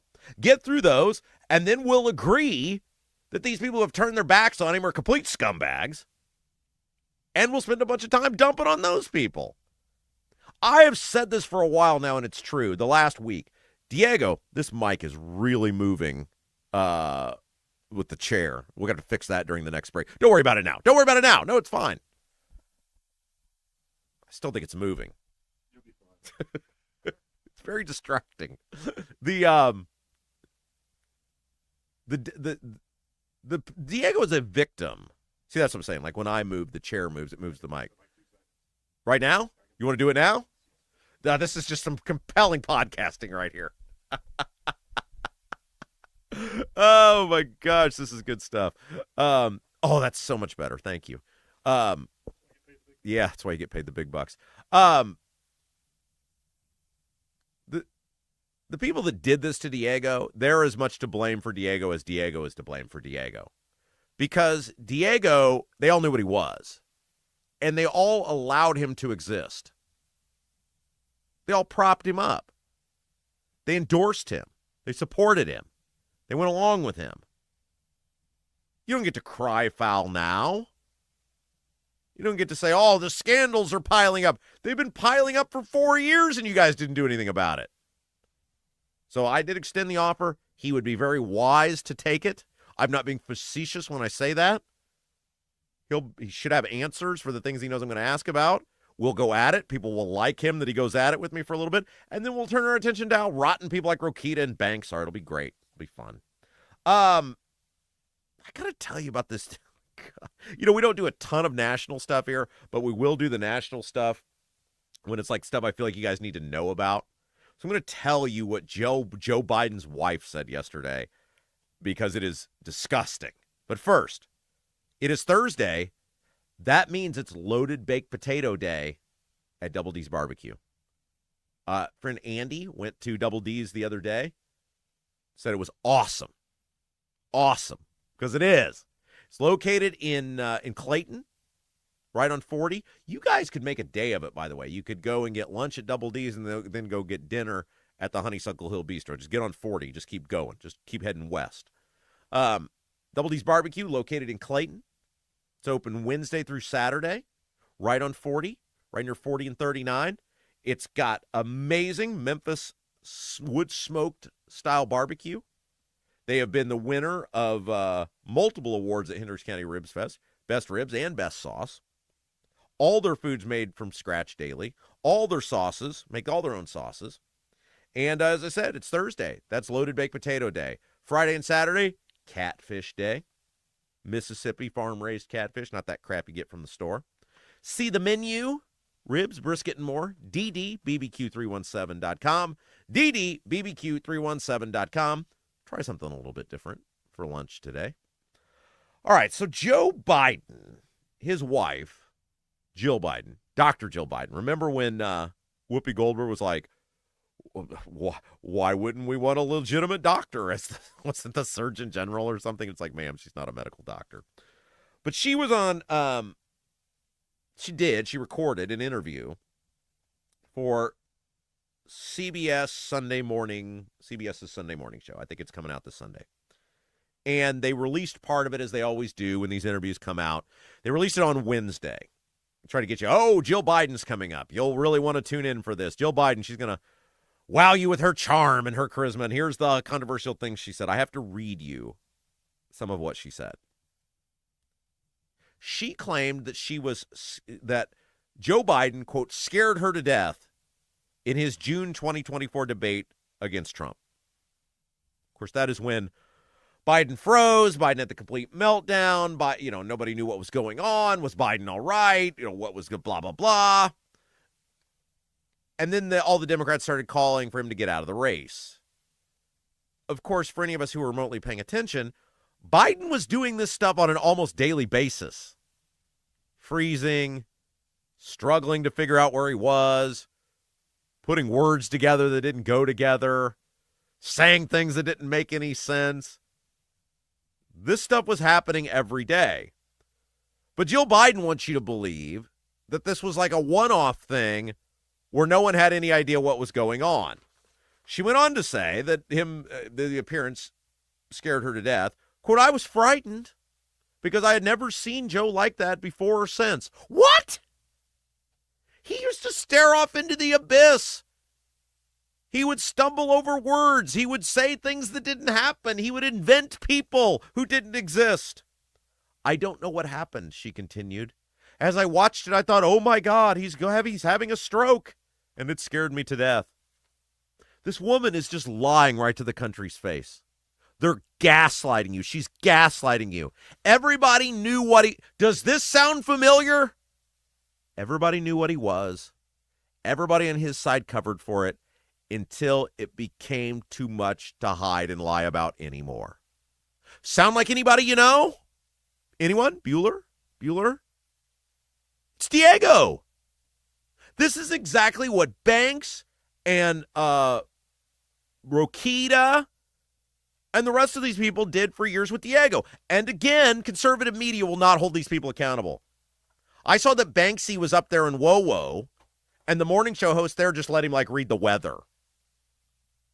This guy brazenly defended and covered up for Diego, and then once they can't hide him anymore, I'm sure they had internal polling that showed, as I said in the Star, he's going down. He's yelling timber. Banks just bails on him and recruits his office stooge to run in his place, and the chick in Fort Wayne is like, can you do the sports and the weather? Our conservative media now are just cheerleaders for stupidity and insanity. You got the guy right in front of you. He's clearly pulled a high level of bullcrap. He's gaslighting everyone. He's lying to everyone. And you're just like, would you do the weather and the sports? Thank you. We have got to get better people in conservative media. We've got to get people who will actually hold these politicians accountable. The Republicans now are doing the same thing. The same thing that the Democrats did with Biden. It's no different. It's identical. except Diego is a lying sack of crap scumbag. Well, Biden was a lying sack of crap scumbag too. Diego just doesn't have the dementia. That's the difference. Diego is in full control of his faculties and knows where he's at all times. Guys, this is just the new norm now. She didn't know? She'd never seen him like that before? Guys, we all saw him like that before. There was nothing in that debate other than Trump was there beating the hell out of him anytime he'd say something stupid. There was nothing in that debate where you were like, I've never seen this before. This is the side of Joe Biden no one ever knew. And yet his wife was like, I didn't know what happened. As I watched it, I thought, oh my God, he's having a stroke. I was frightened. I had never, ever seen Joe like that before or since. Every freaking day Joe was like that. And yet with a straight face, she will look the country in the eye and lie to you. The same way Rokita and Banks and the rest of these guys are doing it now with Diego. Like as though they didn't know about the 10-day mysterious trip to India where he won't tell anyone who paid for it. Or they didn't know about him running around, him hanging out with shady characters. They didn't know about Diego going to the NBA Finals with a known felon who went down on federal bribery charges. They didn't know about Diego spending $90,000 on the car. They didn't know about Diego hiring the brother-in-law. They didn't know about Diego giving no-bid contracts to mega campaign donors. They didn't know about Diego voting in a county different from where he took his homestead credit. You know, in the office where they're like, they put the things up. Yeah, it's the same picture. Jill Biden and Todd Rokita and Jim Banks are the same people. They're doing the same stuff. And there are Republicans, because they want to elevate themselves, they want to favor with these powerful politicians who are going right along with it. Max Engling, what a guy! Yeah, he's a guy who got smoked in this congressional race, and then his own neighbors dislike him so much they voted against him when he ran for delegate. What a guy! What a guy. And he's the overwhelming favorite now to win. He's the overwhelming favorite because these politicians, and in a little bit here, I'm going to talk about what Andrew Ireland put on Twitter because he is one of the biggest abusers of this. They just say whatever they want now. They do whatever they want. And they think so little of you, and personally, I guess it's kind of deserved. We as a society, not you in particular, but we as a society don't hold these people accountable. We just let them say whatever they want on Twitter. We just let them say whatever they want in their press conferences. The guy has so many scandals that you yanked your endorsement, but not once have you called for Ryan Mears to investigate him, the Marion County prosecutor. What are the scandals, Todd Rokita? There's so many of them. What are they? What should be done about them? Notice you never get an answer on that. And so this comes back to you guys, right? Like, unless you're a delegate, you have no control over what's going to happen in June. None. But you do have control over what's going to happen this fall. You do have a say. Are you going to keep eating this crap? If Max Engling is the nominee, are you going to eat the crap sandwich that Rokita and Banks and the rest of these people are serving you? Or are you going to get off your ass and do something about it? You have an opportunity, very likely the first real opportunity you've had in a long time. You're going to have the most viable Democrat in a decade running and by, in all likelihood. And you're going to hopefully have a third-party candidate who has an ability to do something in Greg Ballard. You will have an opportunity to influence your neighbors to stick it to these Republicans for what they're trying to do to you right now. Will you use it? That's the question. Will you use it? What will you actually do about it? Will you stand up for yourself for once? They're doing this because Diego was going down, not because they're sorry about Diego or anything he did. And so that's why I come back to. In many ways, Diego is a victim. I mean, he's fully aware of what he's done and was doing. But you can't look at Diego now, and if you've been behind him the whole time, and go, it became too much for me. The non-citizen as the deputy chief of staff was too much for me. We'll see. We'll see. Guys, before choosing a mortgage, because it's a wild world out there right now with mortgages, it's smart to talk with someone that you can actually trust and you can sit down with because he's local. It's something about being able to look somebody in the eye and talk to him face-to-face. That's where Gary Tedrow with Verity Mortgage comes in. He's a local lender helping buyers and homeowners across central Indiana with home purchases, refinancing, and strategies to manage debt using home equity. Gary focuses on education and guidance so you understand your options before making a decision. No pressure, just solid advice from someone like you.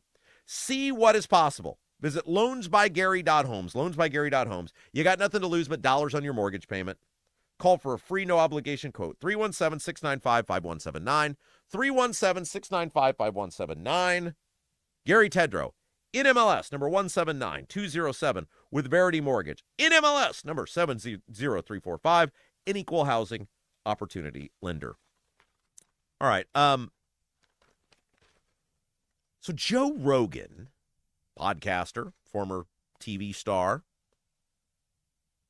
went at Donald Trump the other day, and I thought this was very interesting. Because it comes back to what we talked about earlier in that op-ed that Jesse Brown wrote in the Indy Star, talking about how there are sort of two systems of governance, two systems of society, one for the rich and the powerful, and one for us. And Joe Rogan, who was a big supporter of President Trump in 2024, is being very critical at Donald Trump over this settlement he has reached with the IRS, which essentially shields him from audits. Now, for those of you, easy enough for me, for those of you who don't know what I'm talking about, by the way, doesn't the sign look great? If you're listening to us on Apple or Spotify, go over to the YouTube feed just to see the sign. It looks awesome. Can't wait to have it displayed up. Andy from Honeysuckle Hill Bistro made the sign for us. Andy, you're amazing. You're amazing. So Trump had sued the IRS for $10 billion over leaked tax returns. Remember, some of his tax returns got leaked out? Didn't show anything. Weren't those the ones where, like, Rachel Maddow was feverishly, like, promoting, I've got the tax returns? And then there was just nothing in them. I mean, Trump took a crap ton of deductions. Oh, and he lost money, I think, or something. It's like a lot of business owners lose money on paper. There's nothing here. But Trump sued over tax returns getting leaked. And they came to a settlement. And as part of the settlement, the IRS is now permanently barred from auditing Trump's prior tax returns. I believe his kids are included in this as well.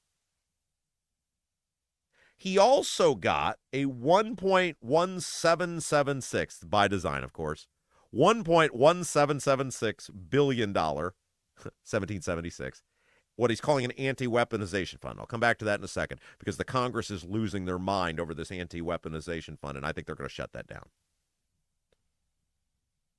But Rogan made a point that it is ridiculous that now the IRS can't audit Donald Trump. Donald Trump's a billionaire. His company is still making huge amounts of money. It has while he's been president and in the years previously leading up to his presidency, between when he was president and became president again.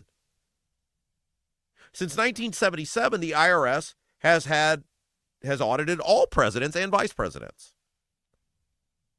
And what Rogan basically said is, this is ridiculous that now one of the tippy top 1% people who's still making huge amount of money, trading stocks, his company is, buying and selling stocks, and he can't be audited. That's crazy. It is. Look, there should be a happy medium between being able to be audited and not having your life turned inside out. There should be a happy medium between being able to be audited if there's cause for concern and targeting someone. I mean, look, lots of people have been audited. It's a horrible thing. I wish we had a more simplistic tax code where no one ever had to go through it. It's why on mine, I'm always like, whatever the line is, 10 feet inside of it. I'll begrudgingly pay more. If there's any gray area, I'm on the good side of gray. And I probably cost myself money over the years because of it. But the idea of an audit just sounds horrific to me. even though I have an accountant who would handle that for me. And it's like, here, see how poor I actually am. Good luck. Good luck. But in the case of someone like Trump, who owns a company, this mega company, and is buying and selling stocks and everything else, probably more apt to get audited than your rank and file person, right? But you should have a government where, hey, are we auditing this person because we have actual concerns? Or are we auditing this person because we just don't like him? I don't know how you find that happy medium. But Rogan made a good point. The idea, and again, Rogan was a big Trump supporter, to say the idea that you have now, basically, you're in control of the government and you have banned the government from auditing you. I don't know, guys. I'm kind of Team Rogan on this. I don't know. I don't want a guy being targeted. I don't want him being audited just because his name is Trump. I don't want him being audited just because he's the president of the United States, which all presidents get audited anyway, or have since 1977. That's not new to Trump. I mean, I guess I do want to know what my president is doing. I guess I do want to know. I guess there is some validity in actually auditing a guy because he's president. There probably is. Now I've worked my way through this in real time. There probably is for the clarity of the country, for the peace of mind of the country, auditing the president and the vice president. There probably is something to that. But what I don't want is somebody being targeted. I don't want them going at somebody. I don't want somebody being treated differently just because of the job they have. But the idea that you can't be audited, I'm in charge of the government, and I now say the government can't audit me. Oh, well, that's a nice position to be in there, Mr. President. Now, there was one estimation that, and Yahoo had a big expose on this, and Rogan's comments, that Trump could potentially avoid $100 million or more in penalties by avoiding an unfavorable audit. Now, where they got that from, I don't know. 100 million sounds like a lot. Trump's rich. I don't know if he's that rich. Now, as to this $1.1776 billion anti-weaponization fund, look, the senators, the congressmen are pissed off about this, including people in his own party, and I think they're going to shut it down. Because they are very concerned that people who stormed the Capitol on January 6th are going to get money out of this. And they should be. Look, there's two types of people who were January 6th people. There were people who went, and by the way, we had on the old radio show a guy by the name of Stan Lovins. He's a preacher who was there in Washington, D.C. on January 6th, and he described everything he saw that day. He didn't go into the Capitol. He didn't storm the Capitol, but he said, look, there were some shenanigans that took place. He told the story in great deal. I'm sure, like most of the stuff I did at IBC, it's been deleted from the records, but it was a fascinating conversation when he described in great detail watching people go into the Capitol. He watched people do that, and he said, wait a second. He said, most of these people were being invited in. He's like, I saw them. I saw the security inviting them into the Capitol. Those people should not have been prosecuted. If someone in a position of authority is saying, come on in here, which there's video of it, there's eyewitness accounts of it, those people should not have been prosecuted. Now, the people who went at it, the people who broke through barricades, the people who stormed in, the Viking guy who's hanging out in Pelosi's office with his feet up, okay, go with that guy. That guy should not be getting money. So again, it comes back to, clearly, there appeared to be a weaponization of the Biden DOJ getting anybody who was remotely involved in January 6th, even if you were an innocent come-on-in tourist. Now, thankfully for Stan, he was smart enough, as he said, it all seemed kind of like a trap to me, so I just said, I'll stay out here, thanks. Good move on his part. But I don't think we've scratched the surface on what happened January 6th. I think absolutely there were shenanigans that were afoot, but is creating a multi-billion-dollar weaponization fund where some of the bad actors could potentially get the money, I don't think that's going to fly. I don't think that's the right thing to do.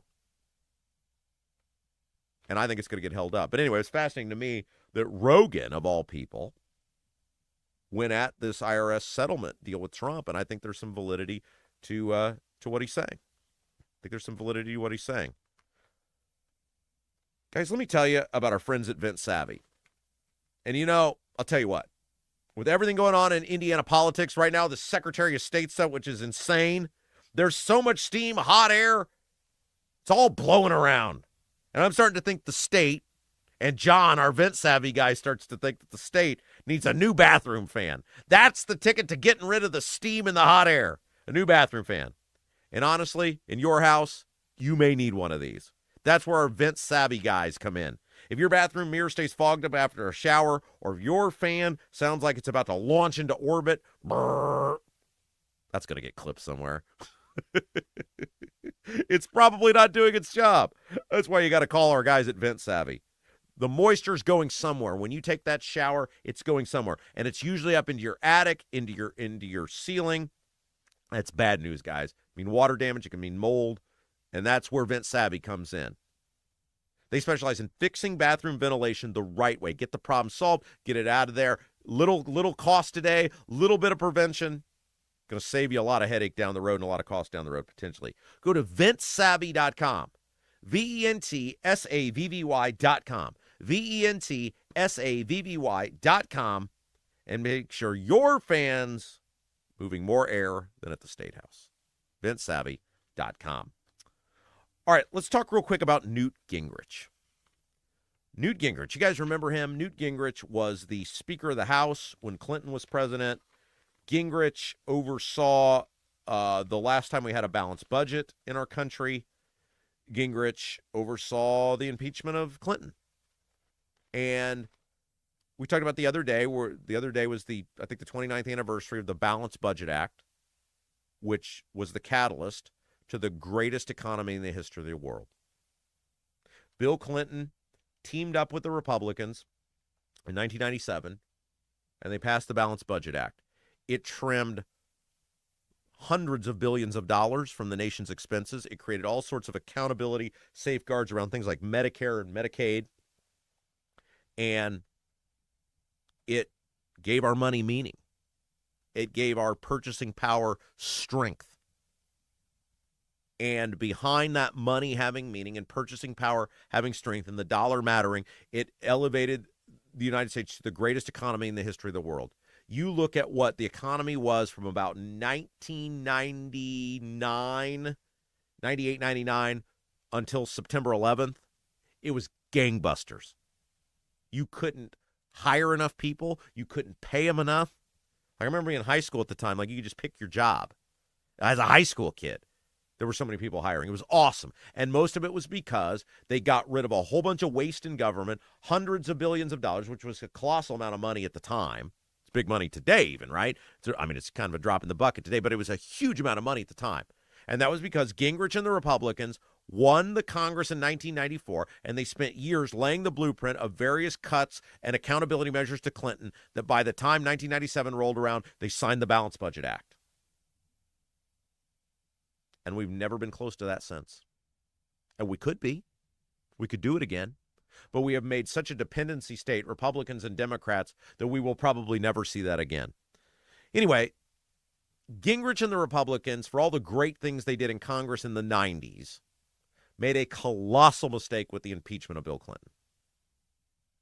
Not that they impeached Clinton, and I've said this for years, not that they impeached Clinton, but for what they allowed the impeachment to become about, and that was Lewinsky. Republicans lost control of the narrative on impeachment. And look, the country has had a long history of saying, we have the right to not like our politicians, but we decide whether they come or go. We have the right to decide whether we hire or fire them. And the impeachment of Clinton became about an affair and the Republicans trying to circumvent the will of the voters.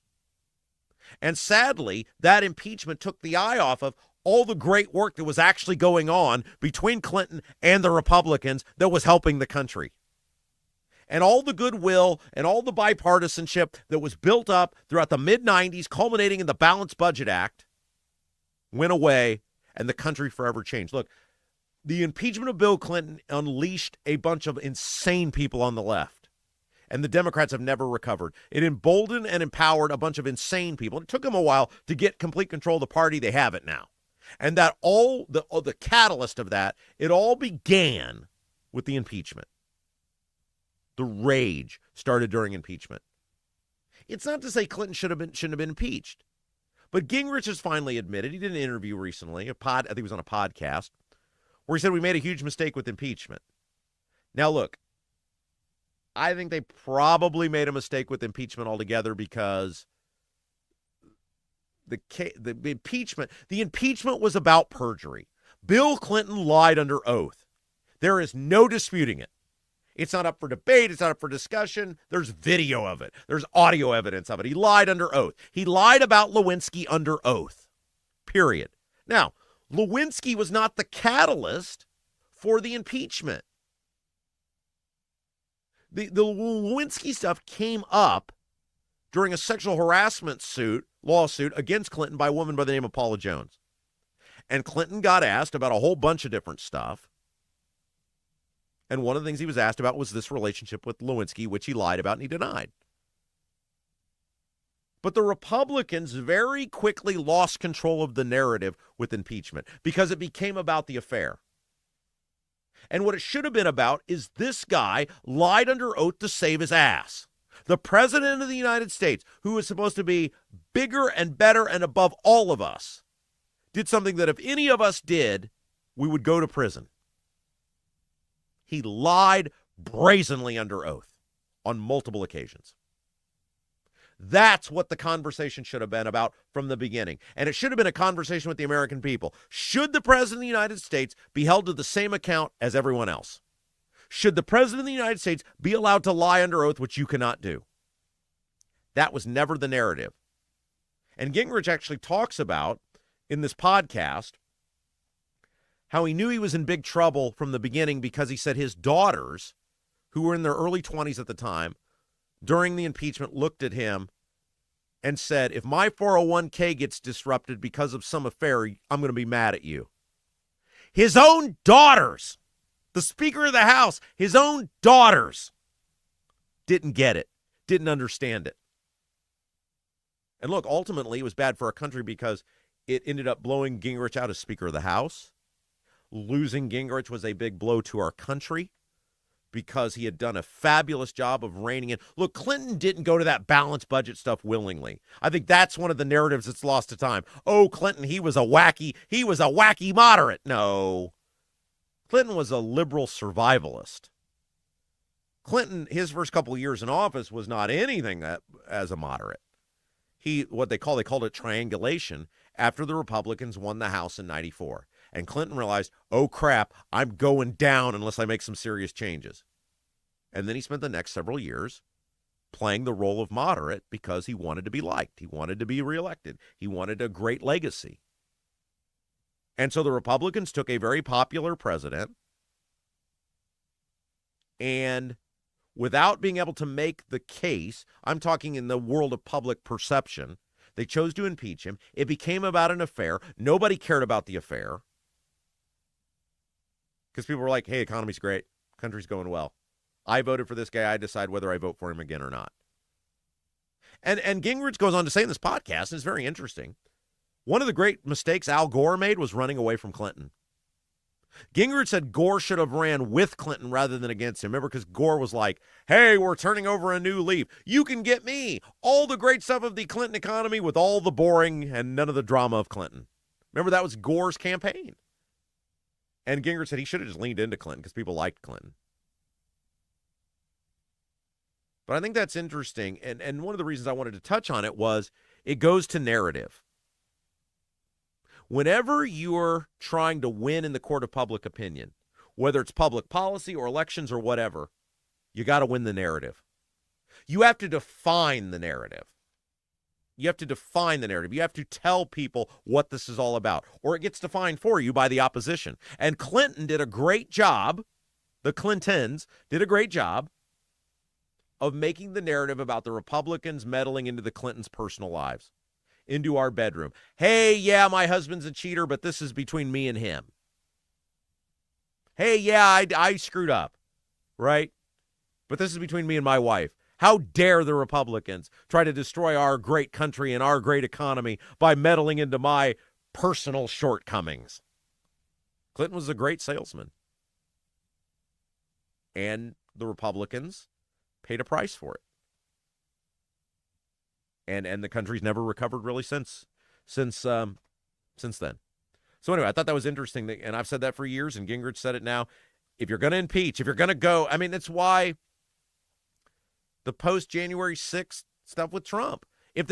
I really believe if the Democrats had not impeached Trump the first time, they might have got him on January 6th. I'm not saying they should have. But I think that first impeachment was seen as such a colossal waste of time that there were a bunch of Republicans who were like, man, this January 6th stuff is pretty bad, but they already cried wolf once, and we're not going to go along with it again. They got several Republicans to vote with them, but I think if there hadn't been that first impeachment, they might have got Trump the second time, which what good would it have done? He already wasn't the president. Although I think it might have banned him for life from running for, I don't know. Anyway, point is, if you're going to make a big move, you always got to control the narrative. Hey, speaking of big moves, one of the biggest complaints a lot of people have when it's buying and selling a house, it's overwhelming. Where do you even start? Like, you want to leave, you want to go, you want to downsize, you want to upgrade, but dang, is that a lot of work? That's where Lauren Wilson comes in. Lauren Wilson, realtor with Ad Properties. She exists to be your advocate. That's why she's there. She's there to fight for you. Put somebody in your corner who is local, a military vet, served our country, and now she takes her love of people. By the way, she's a big Rob Kendall Show fan. She watches the show. She's not just an advertiser. And now she says, let me help you have a better life. Get to know Lauren Wilson. Lauren Wilson encourages you to shop around. Don't just take the first person that says, I want to be your realtor. Get to know people. Figure out who's out there. Figure out who's best for you. Lauren Wilson would love to be one of those people. 317-590-2290. 317-590-2290. Lauren Wilson with At Properties. All right, we'll take a break. When we come back, let's talk about hypocrisy. Let's talk about people who are Billy Badass on the internet. Let's talk about people who say one thing and then don't follow through on it when it comes time to vote. This is all over the place, right? We're seeing it right now play out in the Secretary of State's race. People will just tell you anything, and they think you'll eat it. One lawmaker posted something today, and it's got me really pissed off. Oh, plus, Jason will have your best comments of the day in the YouTube chat. Brought to you by Black Sheep Plumbing. A lot more to get to. Hour 3 brought to you by our great friend John Rust. Thank you, John Rust, for giving people so much joy. John Rust is like an everyday Santa Claus. He writes a check so that you people can have an extra hour of content every day.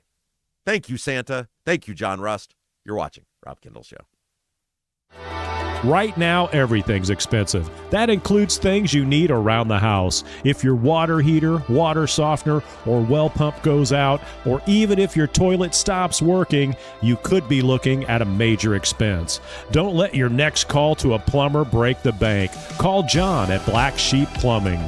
John is a Hoosier lifer who takes pride in and stands behind his work. That's why all basic services and repairs with Black Sheep Plumbing come with a 2-year parts and labor guarantee, with water heaters having a 6-year parts and tank guarantee.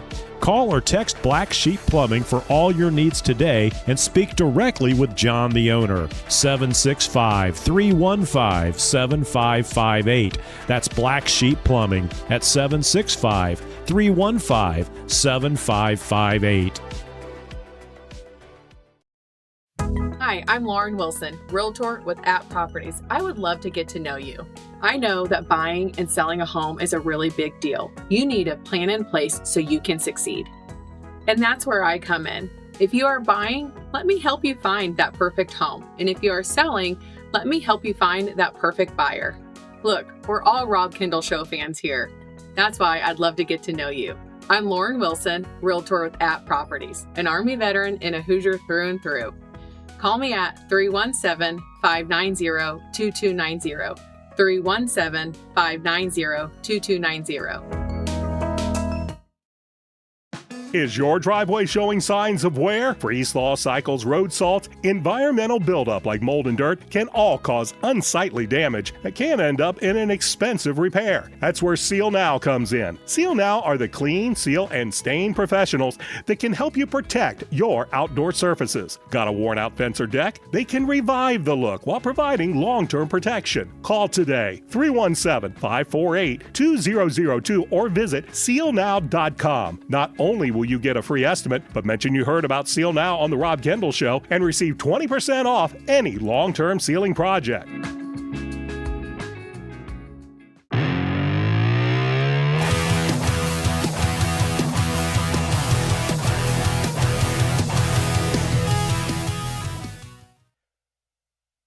Hey guys, welcome back. It's the Rob Kendall Show. Thanks for joining us. If you haven't done so yet, really help us out. Hit that thumbs up button. Like the show. Really helps us grow with YouTube. Helps us grow in real time. If you're feeling super generous, share our feed. Share our feed. Put it out there. If you got a Facebook, if you got a Twitter, say, hey, Rob's here. He's doing this great local content you're not going to get anywhere else. That's the like. That's the share. And then if you're one of the few people who hasn't yet, all the cool kids are doing, subscribe to the channel. And if you're listening to us on the Apple, on the Spotify, if you're our on-demand listener, welcome as well. We love you guys. Thank you. I know you don't get the love you deserve sometimes, but you guys are awesome. Leave us that 5-star review and a positive review if you're feeling generous over there on Apple or Spotify.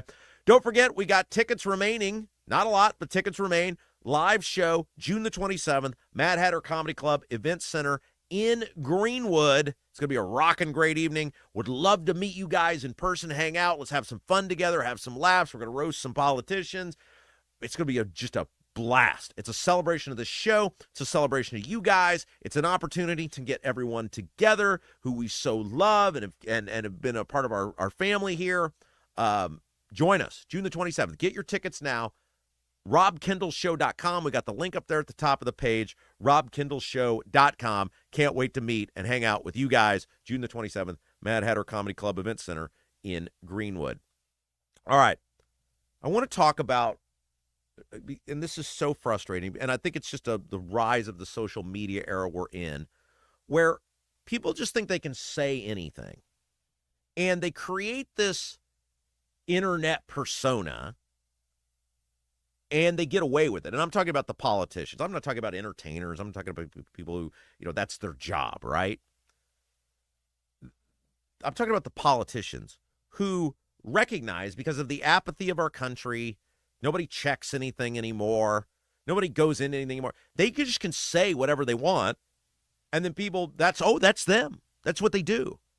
When in reality, they're not following through on the impressive rhetoric they have on social media. And, one of the worst offenders of this is Andrew Ireland. You guys know Andrew Ireland. He's a state rep, Indianapolis, and he's phenomenal on social media. He says all the right stuff on social media. By the way, Andrew Ireland is the chairman for the England campaign. I mean, Andrew Ireland at his core really is a party guy. But he wants you to believe like he has this independent streak, like he's different, like he's better, like, because that's how he's trying to elevate himself on social media and then up the political ladder. While the insiders know, hey, he's a reliable guy, right? So we're not going to go against him. We're not going to have opposition to him because we know when it comes to vote, he's a reliable guy. But he's trying to have his cake and eat it too. He wants the internet class. He wants the social media people to love him and promote him and put him out there. But he also wants the party people who will dictate his fate to like him too. So here's what he put out. I'm going to give you another example of this, and he's done this multiple times. He tweeted this earlier this morning.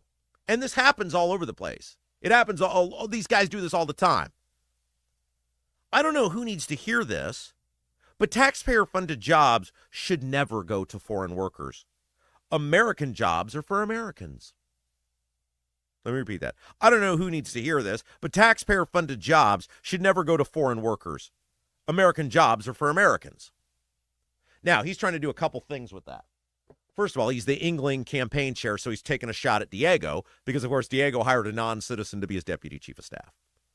So he's trying to get cute with that. That's his he's making us, he's trying to be creative in indicting Diego. Which Diego should be indicted for hiring a non-citizen to be his deputy chief of staff. Because Diego's a big phony, too. All this Trump first, America this, America that. He knew what this woman was. He knew she was a non-citizen. And he hired her and he elevated her to chief of staff, deputy chief of staff. The problem with Ireland is Ireland voted for the state of Indiana biennial budget. The budget that raised taxes by $1 billion.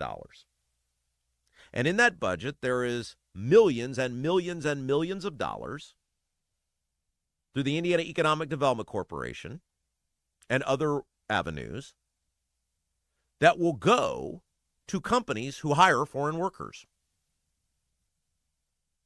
We pay tax dollars. Those tax dollars are collected to the state. Those tax dollars are disseminated to large corporations as quote-unquote incentives. And then to meet the job requirements, those companies hire foreign workers. Complete and utter hypocrisy from Andrew Ireland. I'm fine with the tweet, except he doesn't follow through on it with his actions. And he'll get away with it in every other forum but here. Nobody else will call him out on it because he's kind of like the new it guy.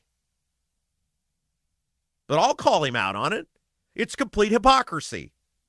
He voted for a budget with $1 billion in tax increases, and millions of those dollars, which were needed because of the billions of dollars, which we needed the billions of dollars in tax increases for,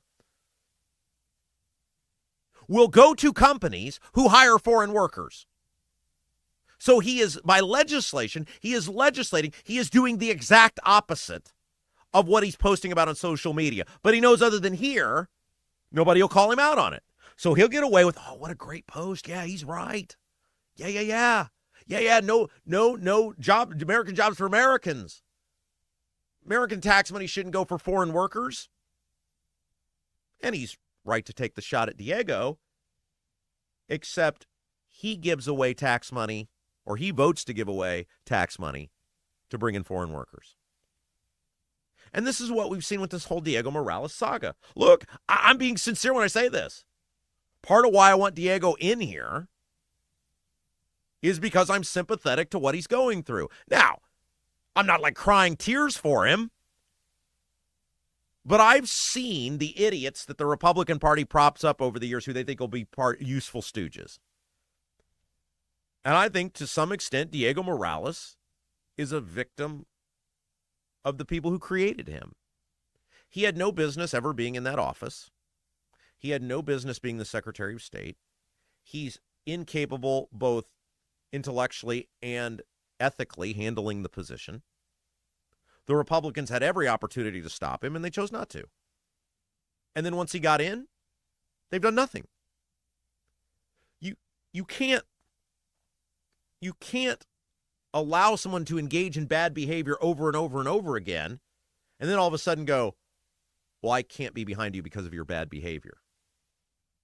Of course, Diego is a consenting adult. He agreed to do it. He knows the difference between right and wrong. But the shady, unethical, corrupt behavior didn't begin with Alina Cupsey. I mean, technically, Diego's right in his press release. Diego didn't word it like this, but I'm wording it like this. Of all the crap Diego's pulled, hiring a non-citizen who is legally authorized to work is probably way down the totem pole. Diego, in his mind, is probably, if you could hook him up to a truth serum, is probably like, all the crap I pulled, and this is what you guys got upset about? I mean, that's why he said in the press release, she was legally authorized to work. He probably wanted to say, all the illegal stuff I've done, and you guys, or highly questionable ethically, why don't we word it like that? The highly questionable ethical behavior I've engaged in? And this is what you guys are pissed off about? I followed all the rules on this one. And he probably, in his mind, he's been enabled for so long that he probably has trained his mind. It's like, there's people said this for years. I think it's true. OJ probably could have passed a lie detector test on whether he killed Nicole or not. He told himself for so long that he didn't do it, and he was allowed to get away with it for so long that he probably convinced himself he didn't do it. Diego was allowed to get away with so much for so long that he probably, his mind was trained to believe, hey, this is just standard operating procedure. Rokita, Banks, they're supposed to be the adults in the room.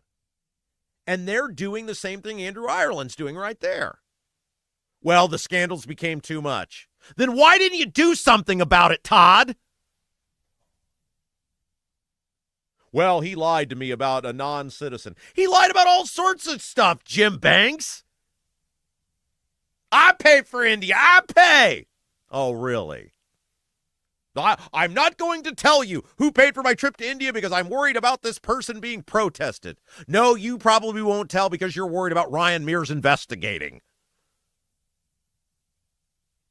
Nobody. I hired the best. Why did you give your brother-in-law a six-figure job? I hired the best. Really? But like yesterday, here's an example.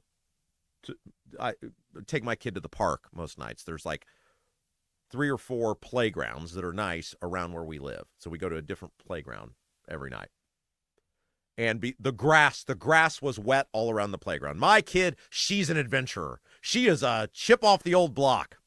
My wife's favorite phrase is, wonder where she got that from.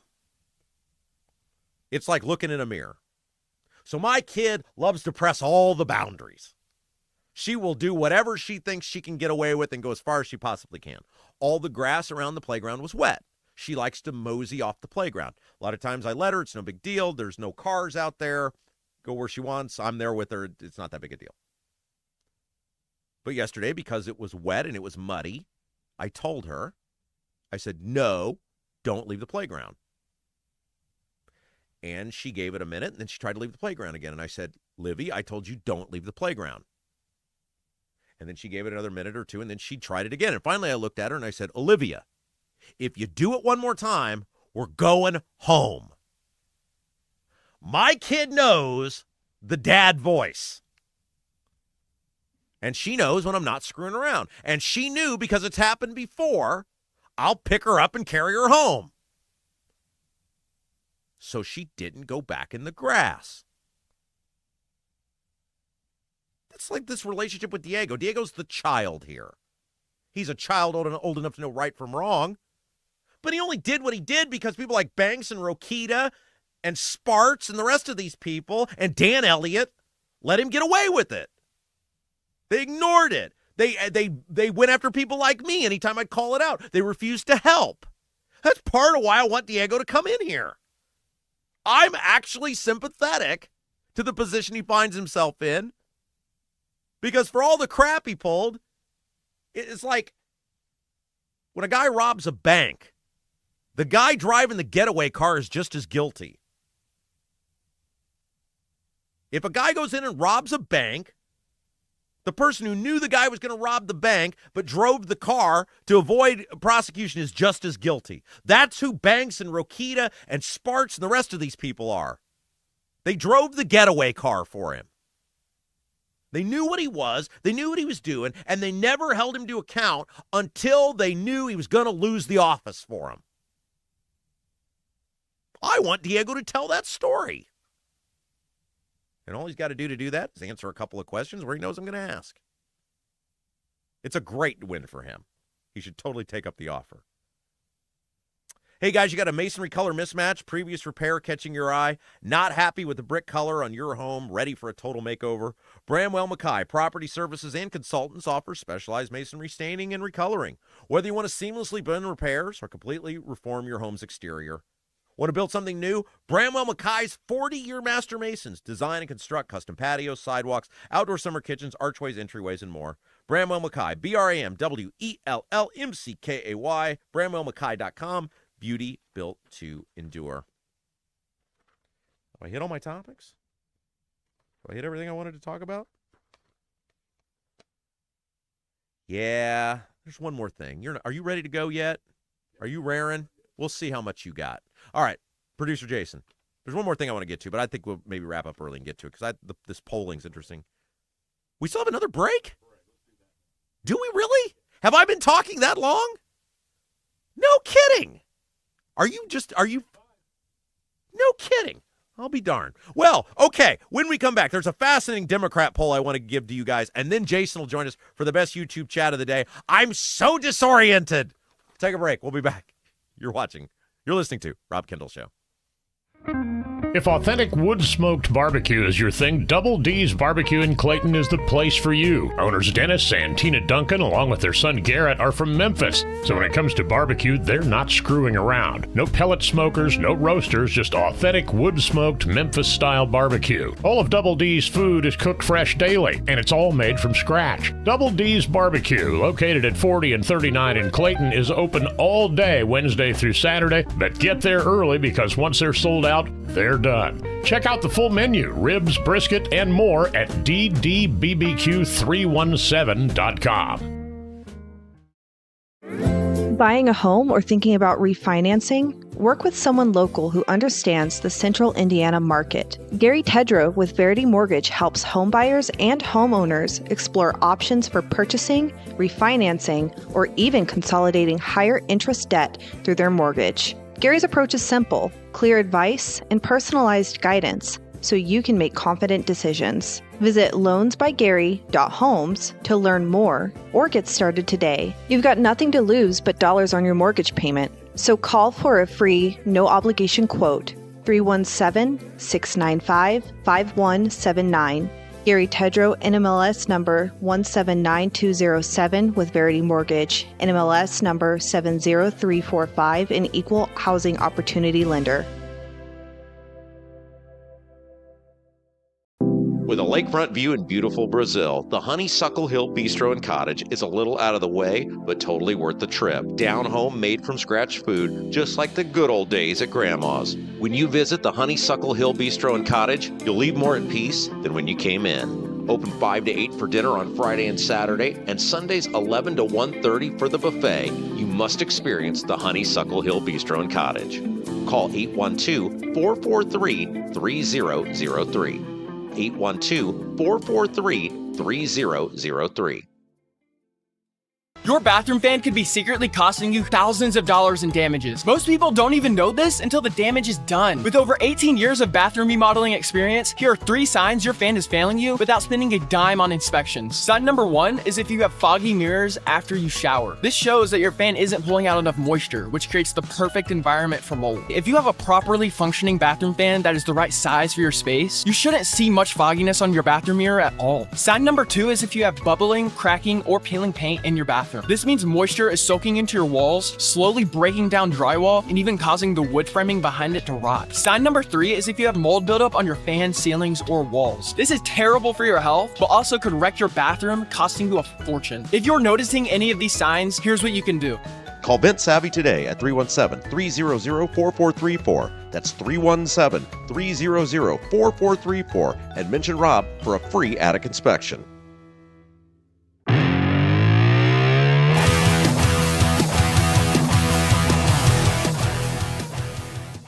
Hey, welcome back. It's the Rob Kendall Show. Producer Jason's going to join us here in just a moment with the best YouTube comments of the day. By the way, just a reminder, if you haven't done so yet, please like the show. It really helps us out. We got to get to that 200. By the time we end each day, we need to be to that 200 number, and that's your level of responsibility for the program is to hit the thumbs up, like the program, share the feed, get the word out. We grow every single day. We grow thanks to you guys, and we love this little community we've put together. It's growing by leaps and bounds. Lots of new opportunities opening up, and it's all because of your dedicated participation each and every day. Hey, before we bring Jason in, and just a reminder, in order to comment in the YouTube chat, you got to be a subscriber. So if you want to participate in our great community, hundreds and hundreds of comments every day, you got to be part of the subscribe to the YouTube channel. And that's just another reason you get to make a whole bunch of new friends. Jason will be along with that in just a moment. But before that, I saw this poll that came out. And it's from Emerson College Polling. So that's a known polling firm. I'm not saying you got to like swear by them, but they're known. They're out there every year. They're always doing polling. And according to, and The Hill had a big article about this, according to Emerson College Polling, Pete Buttigieg is the leader right now in the Democrat primary. Pete Buttigieg is the front runner in the Democrat primary polling. It's Buttigieg at 18%, Newsom at 16%, AOC at 11%, Shapiro and Kamala. Josh Shapiro's the governor of Pennsylvania. And then Kamala, of course, ran for president last time, at 10. So it's Buttigieg, Newsom, AOC, Shapiro, and Kamala. This is why I've said, guys, as bad as Trump is doing, as bad as Trump is polling, as bad as the Republicans are polling, I don't think it's a guarantee they're going to lose the House and the Senate. I don't think there's a guarantee they're going to lose the House and the Senate, even though historically the president's party always does bad in the midterms, and an unpopular president always does doubly bad in the midterms. See Obama in 2010 or Trump in 2018. I don't think that's a guarantee this time because the Democrats are so visionless. They're so faceless. They so lack any sort of identity. They so lack any sort of solutions that people may just say, hey, the devil I know is better than the one I don't. And we've tried the Democrats before. I think, and look, Trump's whole life has always been about Lady Luck riding on his side. He's pulled himself out of so many boxes, out of so many, deep holes over the years. And when you see the fact that Pete Buttigieg, who was a disaster as the transportation secretary, he was a disaster. Remember how bad the airlines were and everything, and the post-COVID, the rail, like everything was screwed up? He's the front runner. People are like, give me some of that. Now, look, you may see as we get obviously closer to election, and obviously this will kick up in earnest after the midterms. But you will see there's a strong possibility these governors who are relatively unknown nationally, but like a Josh Shapiro in Pennsylvania or an Andy Beshear in Kentucky. Beshear comes in at 9%, by the way. That as people start to see them, they like them, they get elevated.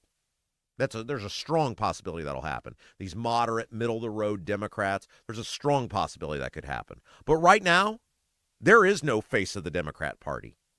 Right now, there is no vision for the Democrat Party. Right now, there is no leader for the Democrat Party. And the fact that this poll puts Pete, I mean, what the hell has Pete Buttigieg ever done other than be gay? Have you been to South Bend? I have. It's a disaster.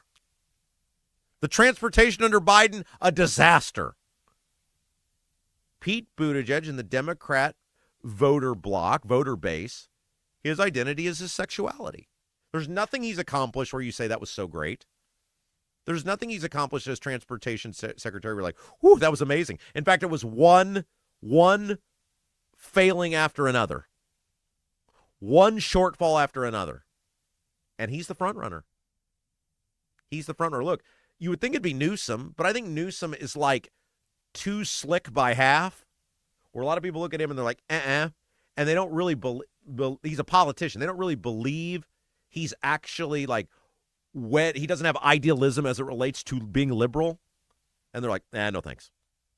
I think Newsom's going to struggle. I think AOC is too grenade throwy. And so I think there's a lot of opportunity for one of these guys like Shapiro or Beshear to elevate. But holy smokes, what a giant red flag for the Democrats that Buttigieg is the front runner. One thing that's not a disaster, at least for this show, is our producer, Jason. That is correct. How you doing, Rob? Well, I'm here. I like All the right. sign. Andy's sign is awesome. That is a swell sign. If you're listening to us on Apple or Spotify, we have a new sign made by Andy Lorman, the fabulous co-owner of the Honeysuckle Hill Bistro. Andy, retired state police officer. He is so beloved in his community, he just goes out and delivers packages for fun. Speaking of delivery, he drove all the way out from Brazil to deliver the sign today. Guys, that was you awesome. have to. Because nobody over the years, few people over the years, have supported our show like Andy and Jody Lorman of the Honeysuckle Hill Bistro. You have to reward people who love our show. You have to reward our businesses that support our show. Guys, this weekend, you got Friday for lunch. You got Friday for dinner. You got Saturday for dinner. You got Sunday for Sunday brunch. Get out to the Honeysuckle Hill Bistro. Just Google Honeysuckle Hill Bistro. You can see the full menu.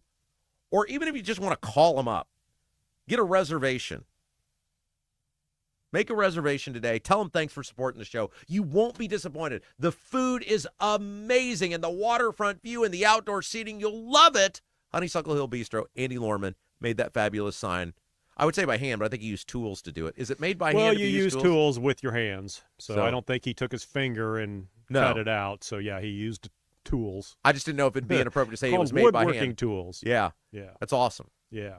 Oh, it looks awesome. Yeah. Like, it's great. Well, I mean, and we have it thrown up on a stool with a that's John Rust sweat jacket that he left here. He left it here. Last time he was here. Perfect. Came in handy. Thanks, John. John just keeps giving, doesn't he? By the way, third hour brought to you by John Rust. Thank you to John Rust. And the chat brought to you by Black Sheep Plumbing. If your water heater, water softener, or well pump goes out, or even if your toilet stops working, you could be looking at a major expense. Don't let your next call to the plumber break the bank. Call John at Black Sheep Plumbing. Black Sheep Plumbing can do the job right at a fraction of the cost of the big guys. Give John a call. 765-315-7558, 765-315-7558. And John, remember, is a Hoosier Lifer, takes pride in his work.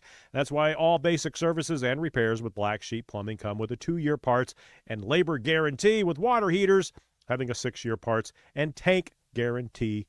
John at Black Sheep Plumbing. Hoosier Heroes discount, too. There you go. It's just all kinds. The information just keeps coming. Whether you're a police officer, fireman, military, you tell him you got a discount.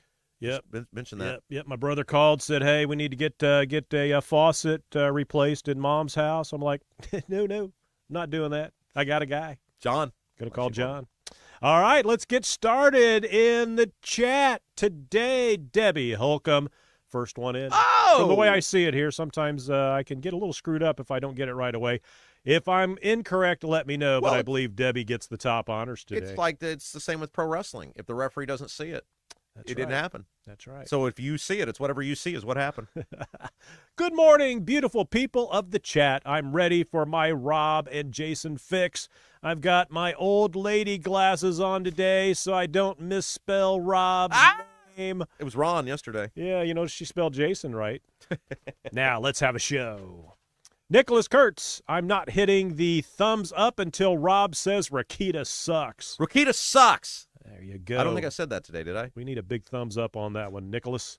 Spray Jockey, did Diego answer the call yesterday? It went to voicemail.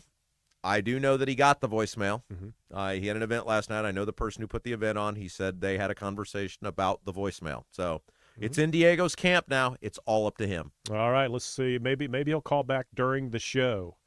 That would be sweet. All right, Michelle Miller in the chat today. Highly recommend Black Sheep Plumbing. Great service, very helpful. Great. There you Love go. it. Right on cue. Thank you very much. Look, here's the thing, guys. Talk to any of our advertisers. It works. We have an automotive repair place that's coming on starting it'll be 2 weeks from now. Our advertisers, they get response. If you own a business, if you run a business, if you know the guy who's in charge of the business, it's a lot more affordable than you think. That's the other thing I get from people. I probably can't afford to advertise here. Oh, you have no idea how cheap it is to advertise here. Yeah, how needy we are. Sales@robkindleshow.com. Sales@robkindleshow.com. By the way, if you're the fence guy, I've been trying to get a hold of you, fence guy. Oh. You'll know who you are. I'm not going to name him because he's not advertising here yet. But fence guy, the number you gave me doesn't work, and I sent you an email. If you're fence guy, I need to talk to you, fence guy. Get back a hold of me. Not a good way to get started. Well, I don't care how we got started. I just want to promote the fence guy. There we go. Everybody owns it. Well, not everybody. A lot of homeowners in the listening audience that probably could use a fence. C. Mills at Producer Jason showed up for your segment. Just sitting on the beach under an umbrella. Did C. Mills go on vacation? He's on vacation. I Somebody believe he's in Florida. And the last couple of days, Destin, Florida. He went on because, of course, everybody's asking how the vacation went. Oh, yeah. C. Mills super He fan. hasn't had great weather all week, but now it's about perfect listening to Jason, Producer Jason's chat on the Rob Kendall Show. Of course, It all stems from the Rob Kendall Show. Without the Rob Kendall Show, there would be no Producer Jason chat. Now with that fabulous sign, so everyone knows. Fantastic. Steve Green with an E. At Nicholas, I dig the idea of holding the like button hostage until you get what you want out of this show. Oh, gosh, here we go with that. The old man 68. Rob should call his live events the Rob Kendall Experience. You and Jimi Hendrix. Well, look, here's the deal, guys. we are able to do things based on how you respond to them. So the reason we got the second live show was the first one went so well. If this one doesn't go well, which it seems like the tickets are going very well, but we need to sell the thing out. The more stuff we do well, and people pay attention to these things, the more things we get to do. All right, continuing on. You know what I think we'll do in a moment, or I'll try to do. What will you try to do? If we sell out, what is sell out? How many is sold out? The live show. Well, I don't know what the total number is because the okay. seating's different this time. Kind of a floating number. Well, I mean, look, the Did seating. they bring the curtain down if you don't sell the whole thing out? like they do at the music shows. Yeah. The seating's different this time, and that's by everybody. by design. General admission down to the front. If we sell it out, I will try to put together. I don't know if I'll be able to pull this off, but one of the ideas that I had that thought people would love would be the roast of Rob Kendall. The roast of Rob Kendall, where we just get people to come in and just dump all over me, and just you know how the roasts go, right? Right. And right. well, who are these people? Well, I've got some comedian friends that would do it that people would know. Some media personalities who would do it, and I'm sure some of the politicians would do it too. A chance to get up and just say horrible things about me. I think that would be a blast. If we sell this show out, I think maybe the next one I'll try to do the roast of Rob Kendall. Oh, okay, so that won't be this one. No, okay. not in this one. That's what I'm saying. It's the incentive. Should we do the chat at the end of the show, or? I thought that was your plan. Yeah, well, I thought about doing it at the beginning, but that doesn't make sense because they want to ask you questions, so it'd have to be at the end. Yeah, you got to do it at the end. Right. Yeah. Okay, I got you. Okay, we'll figure that out. Mad Duck, taxes are theft and insurance is a scam. I'm dealing with insurance right now because of that moron who ran through my garage door. It's rough. Oh, yeah? Well, I mean, not like wanting just to pay off? Well, no, just the whole process. Just it's very time consuming. Yeah. I'm not even saying it's anyone's fault. Hey, think how much trouble the guy that actually ran through the door is going through. Well, I don't know if he's going through any trouble. Well. He got to leave. His garage door works. Still in the country? I don't know. I didn't have much of a conversation with him. I think once the police because said you couldn't. He was. As I recall, he was struggling with the English language. But once the police told him, he made the delivery. Yeah, he did did delivery make the on delivery. time. Yeah, that's all that matters. That's the what. The only thing he had to endure was whatever damage was done to his car. My garage door is totaled, and I can't fix it until insurance says go. Okay. Don B, taxation has gone from a minor annoyance to a major financial burden. That's right. All right. Jim Tennecore. Good morning, Kindleites. Hello. The old man, I'll be all in on a higher sales tax and eliminate the property tax. Yeah, okay, so let's talk about that for a second, because this is the little scheme J.D. Prescott's working on right now. What's a scheme? Well, here's why it's schemy. Now, maybe he's changed it, because he changes his mind as often as he changes his underwear on this deal. But the last version I saw of this bill, so J.D. Prescott, who was one of the guys who stabbed us in the back on property taxes. Remember, he was all on board to get rid of property tax. He spoke at the tax rally, and then he voted for that property tax bill. He's dead to us. But I saw that he's still promoting this bill that would eliminate property taxes. Okay. It would replace it with a sales tax on services. Now, the problem is, one, the last incarnation of this bill that I saw, the tax on services ends up generating more revenue than the property taxes do. Okay. Major red flag there, right? You have to starve the government of money. You can't keep giving them more money. That's the problem. They have too much money. The second problem is there's a period where the sales tax and services is being collected at the same time that there's a property tax being collected. Right. So you'd be paying double taxes. Of course you would. So anyway. All right. We already did Mad Duck. Taxes are theft. Vic Ferrari, I'm feeling another rally coming on. No more rallies for me. I'm rallied out. I might attend a rally, although I don't know. I'm very busy. Who's your 2025? Best 3 hours of my morning. You make 3 hours go fast while here at work. Thanks, Rob. Oh, that's Jason. very kind of you. Very kind of you. Steve Green with an E. Disabled vets already get a small break depending on the rating. 100% rated and get zero property tax is not a huge leap from where it is now. Right. So my point is, whether it's a tiny leap, whether it's, whatever it is, if the property tax is unjust, then everyone should get the benefit. If the property tax is just, then we should all pay it if we're using the services. Now, it doesn't mean we don't honor the people who have served our country, but we're not being honest with the public when we say, if you don't pay and there's no less money being taken, then somebody else is going to pay more. They never say that in the bill signing or the celebration or anything else. They act like they've just eliminated something. No, you've just made somebody else pay more. Shrug Sandwich. I also think vets should live for free for the rest of their lives, but that's just me. Can't put a price on that. Living free might be a little expensive. Maybe no property taxes, but living free for everything? I'm not sure that's what she meant. Well, but then he went to the next thing, which was over 65 you don't pay. No, you pay. What about a small town that's all the kids have moved out because there's nothing there? I mean, little bitty burgs or whatever. Right. Not like a Brownsburg or a Greenwood, but like a little bitty town out in the middle of Millersburg or something, and the 80% of the population's over 65. What are you going to do? Stop treating everyone differently. Treat everyone the same. Cut it for everyone. Hold the government accountable. It's never, hey, maybe 4 field houses is enough in Brownsburg. How about that? Sue Seifert. It all comes down to every single entity and person needs to have skin in the game. Freebies to this or that special group only begets more human jealousy and a strong motivator. Yeah, that was just your comment there, I believe. One of the things they ought to do, too, is if you are a local government employee, so like your city, your town, your school, you got to live in that district. So whatever tax thing gets hit, you got to pay it. Because like a lot of these administrators, and they're not doing anything wrong, they can do it, they don't live in the community. So, school referendum. Well, that sucks for you guys. I don't live there. I get all the benefit and none of the cost. Either you got to live there or you get a special tax. Right. Shrog points out she just meant taxes and insurance. Obviously, we don't pay them to live.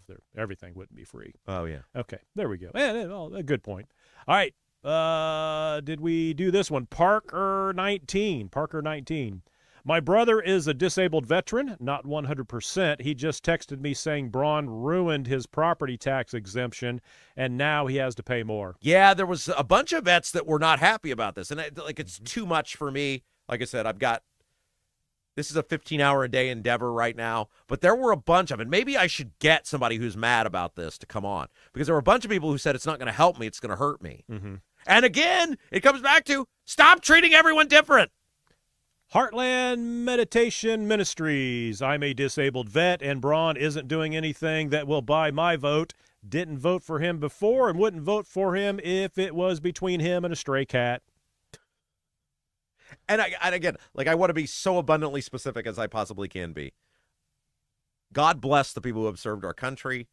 God bless the people who have risked everything for this country, who have sacrificed limbs and all sorts of things. Thank you for that. This is not an indictment of you or belittling that service. It's simply saying we're not fixing the system by just saying one group of people get something. We should fix the system for everyone, for the disabled vets, for the non-disabled vets, for the non-veteran, for every person who pays. And we keep bailing out a bad system by going, well, we'll make these people over here happy. That's what this is all about. Jake, how about taxing churches? Well, Andy Engel, how about government spending less? Touche on both of those. What do you think about the churches and taxes? The idea was set up because if you tax a church and they can't pay the taxes, you're stopping religion in theory. Right. You're not really stopping religion. You're stopping an entity from practicing religion. That was probably okay back in the 1800s when churches were made up of 10 people in the little small town or 50 people. But when you have mega churches that are making, when they call their church a campus, and they're not paying taxes, and people point out, well, they got that money, the money they were donated was already taxed by the individual was taxed, and then they gave that money, and they're able to then probably deduct that from their taxes. Maybe not. I'm not sure how that works. I don't give to churches. But if that's the case, it's like we get advertising here. They're paying with money that was taxed, so that argument doesn't work. But, I think in this day and age, it's like churches are corporations now, and they're flaunting that money. A lot of them may or may not be using it for good things, but, Well, I don't know. What's your opinion? Well, my opinion has changed on this because I had a horrible experience at a church. Oh, did you? In which the leaders of the church were exposed to be complete scumbag grifters who are totally in and it for let's themselves. face it, throughout history, a lot of churches, a lot of ministers, priests, I mean, people, they're not, Right. holier than thou. I mean, they're just human beings. I mean, and do a lot of churches do a lot of things for the community? Yes, but when you've got preachers making six figures, when you got them going on trips, and look at, with my experience, the behavior that was being condoned and covered up. I mean, this is not the Salvation Army here anymore. I don't know. I'm open to that conversation now. Well, I remember back when I was in high school, the Indianapolis Baptist Temple, which was on right behind what used to be the Kmart there on Madison Avenue, the Reverend Greg Dixon. I don't know if he went to jail. I don't think he went to jail, but I believe he was arrested. There was a big brouhaha because they had a school there, and he was not taking the taxes out for the employees. And that has nothing to do with the church exemption. And he was saying anything that has to do with God should not be taxed. And he went to court, and I believe he went to jail. I'm not sure. Yeah, there's a lot of churches that do a lot of good work, and it's one of the things I struggled with our church was there was a component of it of people doing good work. But when you look at, and again, it's all over the place, these just complete scumbags that are calling the shots and what they're doing and enriching themselves and things they're covering up, and it's probably the wrong season of my life to ask for a knee-jerk reaction on the tax code. Kevin Branham, I'm a veteran. I've been in my home for over 20 years and put my kid through private school before the government deduction. When do I get my break? All right. Is it you get in arrears, right? Is it, That's not how it works. Robert Schwartz loved these new fire stations. Edinburgh built a new one, and before it was completed, found out their new on-order truck wouldn't fit in the bays. So one of the things that came out of the property tax hearing last year, and I know you guys didn't watch it, that's why I was paid to do it, right? Mm-hmm. I watched almost all of it. Mm-hmm.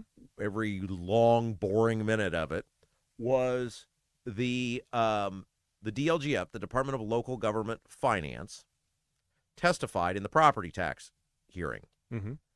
And they said that one of the biggest drivers of local property tax increases over the past, whatever it was, decade or whatever, was not schools, but it was fire territories.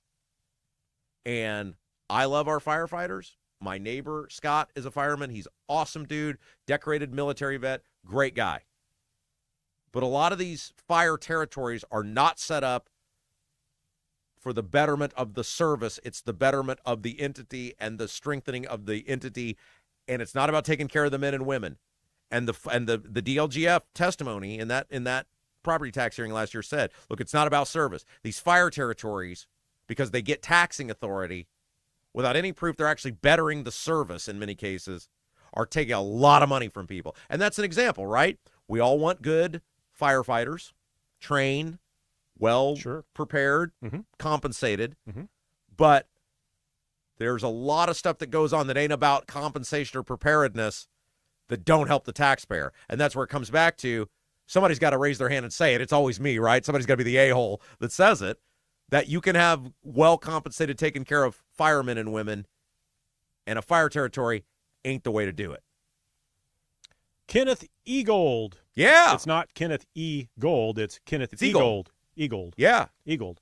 On a lighter note, y'all, I ate at Double D's Barbecue last night, and it was fantastic. Ken's the man. Yes. At Mad Duck. At Kenneth E. Gold. I'm so jealous. Steve Green with an E. I'm with you, Duck. Can't wait. Mad Duck, I'll see you there. Oh, can't wait for the live show, says Mad Duck. Hope y'all can make it. Everybody, get your tickets. It's a celebration. It's a celebration of you guys. You got to come. It's like not coming to your own birthday party. Shrog Sandwich. Duck, where do you want to go eat? Where do you want to go get dinner before the show? Mad Duck at Shrog. Doesn't matter to me. If you know a good place, I'm down. Everybody's trying to figure out where they're going to eat before the big live show in Greenwood. A lot of places to eat in Greenwood. Yep. That little area there, quite a few places. Steve Green with an E. We need to get back to being friendly to people you disagree with. Yeah. I mean, they talk about Jesse Brown. Jesse Brown and I mean, I'm not going to say we're good friends, but we get along very well. We text quite a bit. I've told him to his face. I've told him on air. I tell him in private, I think you're nuts. But I think he's very honest. I think he's very direct. I think he has a good heart. And I think when you look at the city government and what's been done under the Hogshead administration, I'll take a guy that I think is a little wacky, but his heart's in the right place and he's honest and transparent over, your rank and file Democrat like Hogshead, who's just a complete bag of crap every single day. All right, and we'll finish up the chat here. Shrog Sandwich, superior work, Andy. Yes. For the sign. Yes, Honeysuckle Hill Bistro. And look, this is one of the things I so love about our show is the community, right? Andy didn't have to do that. It's not like I'm giving him a free month of advertising or something. He just said, I love you guys. I love the show. Jody, his wife, is awesome. And they just said, hey, we want to help out. We want to make sure the show continues to grow. And he did that all of his own. And that's what I love, whether it's you guys watching or you guys are getting tickets to go to the live show. This community, and look, trust me, people in our industry are paying attention to this, guys. Like on the radio side, on TV side, on the digital side. They're seeing the growth of this show, and they're seeing the community we're creating. And at the end of the day, it's all about creating our expansion. It's not about me. It's not about Jason. It's about creating an expansion so that we lift this voice up so that we can fight for you guys and make a difference on public policy. And when you hear some of the local radio hacks punching down on this show, which sometimes they do, kind of a gutless thing to do, given that Rob does have is not allowed to be in radio contractually for at least a couple more months. So it's kind of like punching somebody with his hands tied behind his back.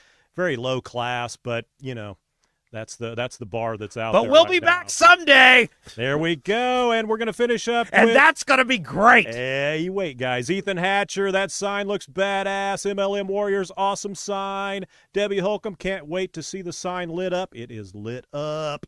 Deep Thoughts sign looks great. MLM Warriors at Producer Jason. Keep things looking good and things organized. Well, we'll do our best. We'll try. And that'll do it for the chat today. Thanks to everybody. There was so much more, but you gave me a half hour today, and we still didn't get through all the good stuff in the chat. So thanks again to everybody. This chat brought to you by Black Sheep Plumbing. I'm out of here. See you tomorrow. Guys, want to thank you again for another great show today. Again, if you haven't done so yet, before you leave us for the day, hit that thumbs up button, like the feed, share it out, whether it's on demand, the live, the podcast, whatever we're doing, to our Apple, to our Spotify listeners. You guys are amazing as well. Thank you. You don't get near the love you deserve. New State House Happenings is up as well. If you say, hey, 3 hours is just not enough for Rob Kendall, 30 minutes, Abdul, Jim Merritt, myself will do a deep dive on all the stuff going on this week with the Secretary of State's race. Man, you guys are amazing. If you haven't done so yet, don't forget the tickets over at robkendallshow.com. The tickets to the live show, the link is up there. Would love to see you guys there. Support button up there as well if you're feeling especially generous. Thank you guys for another great day. Thanks to all our sponsors. Thanks to producer Jason. I'm Rob Kendall. We'll see you tomorrow. You've been watching Rob Kendall Show.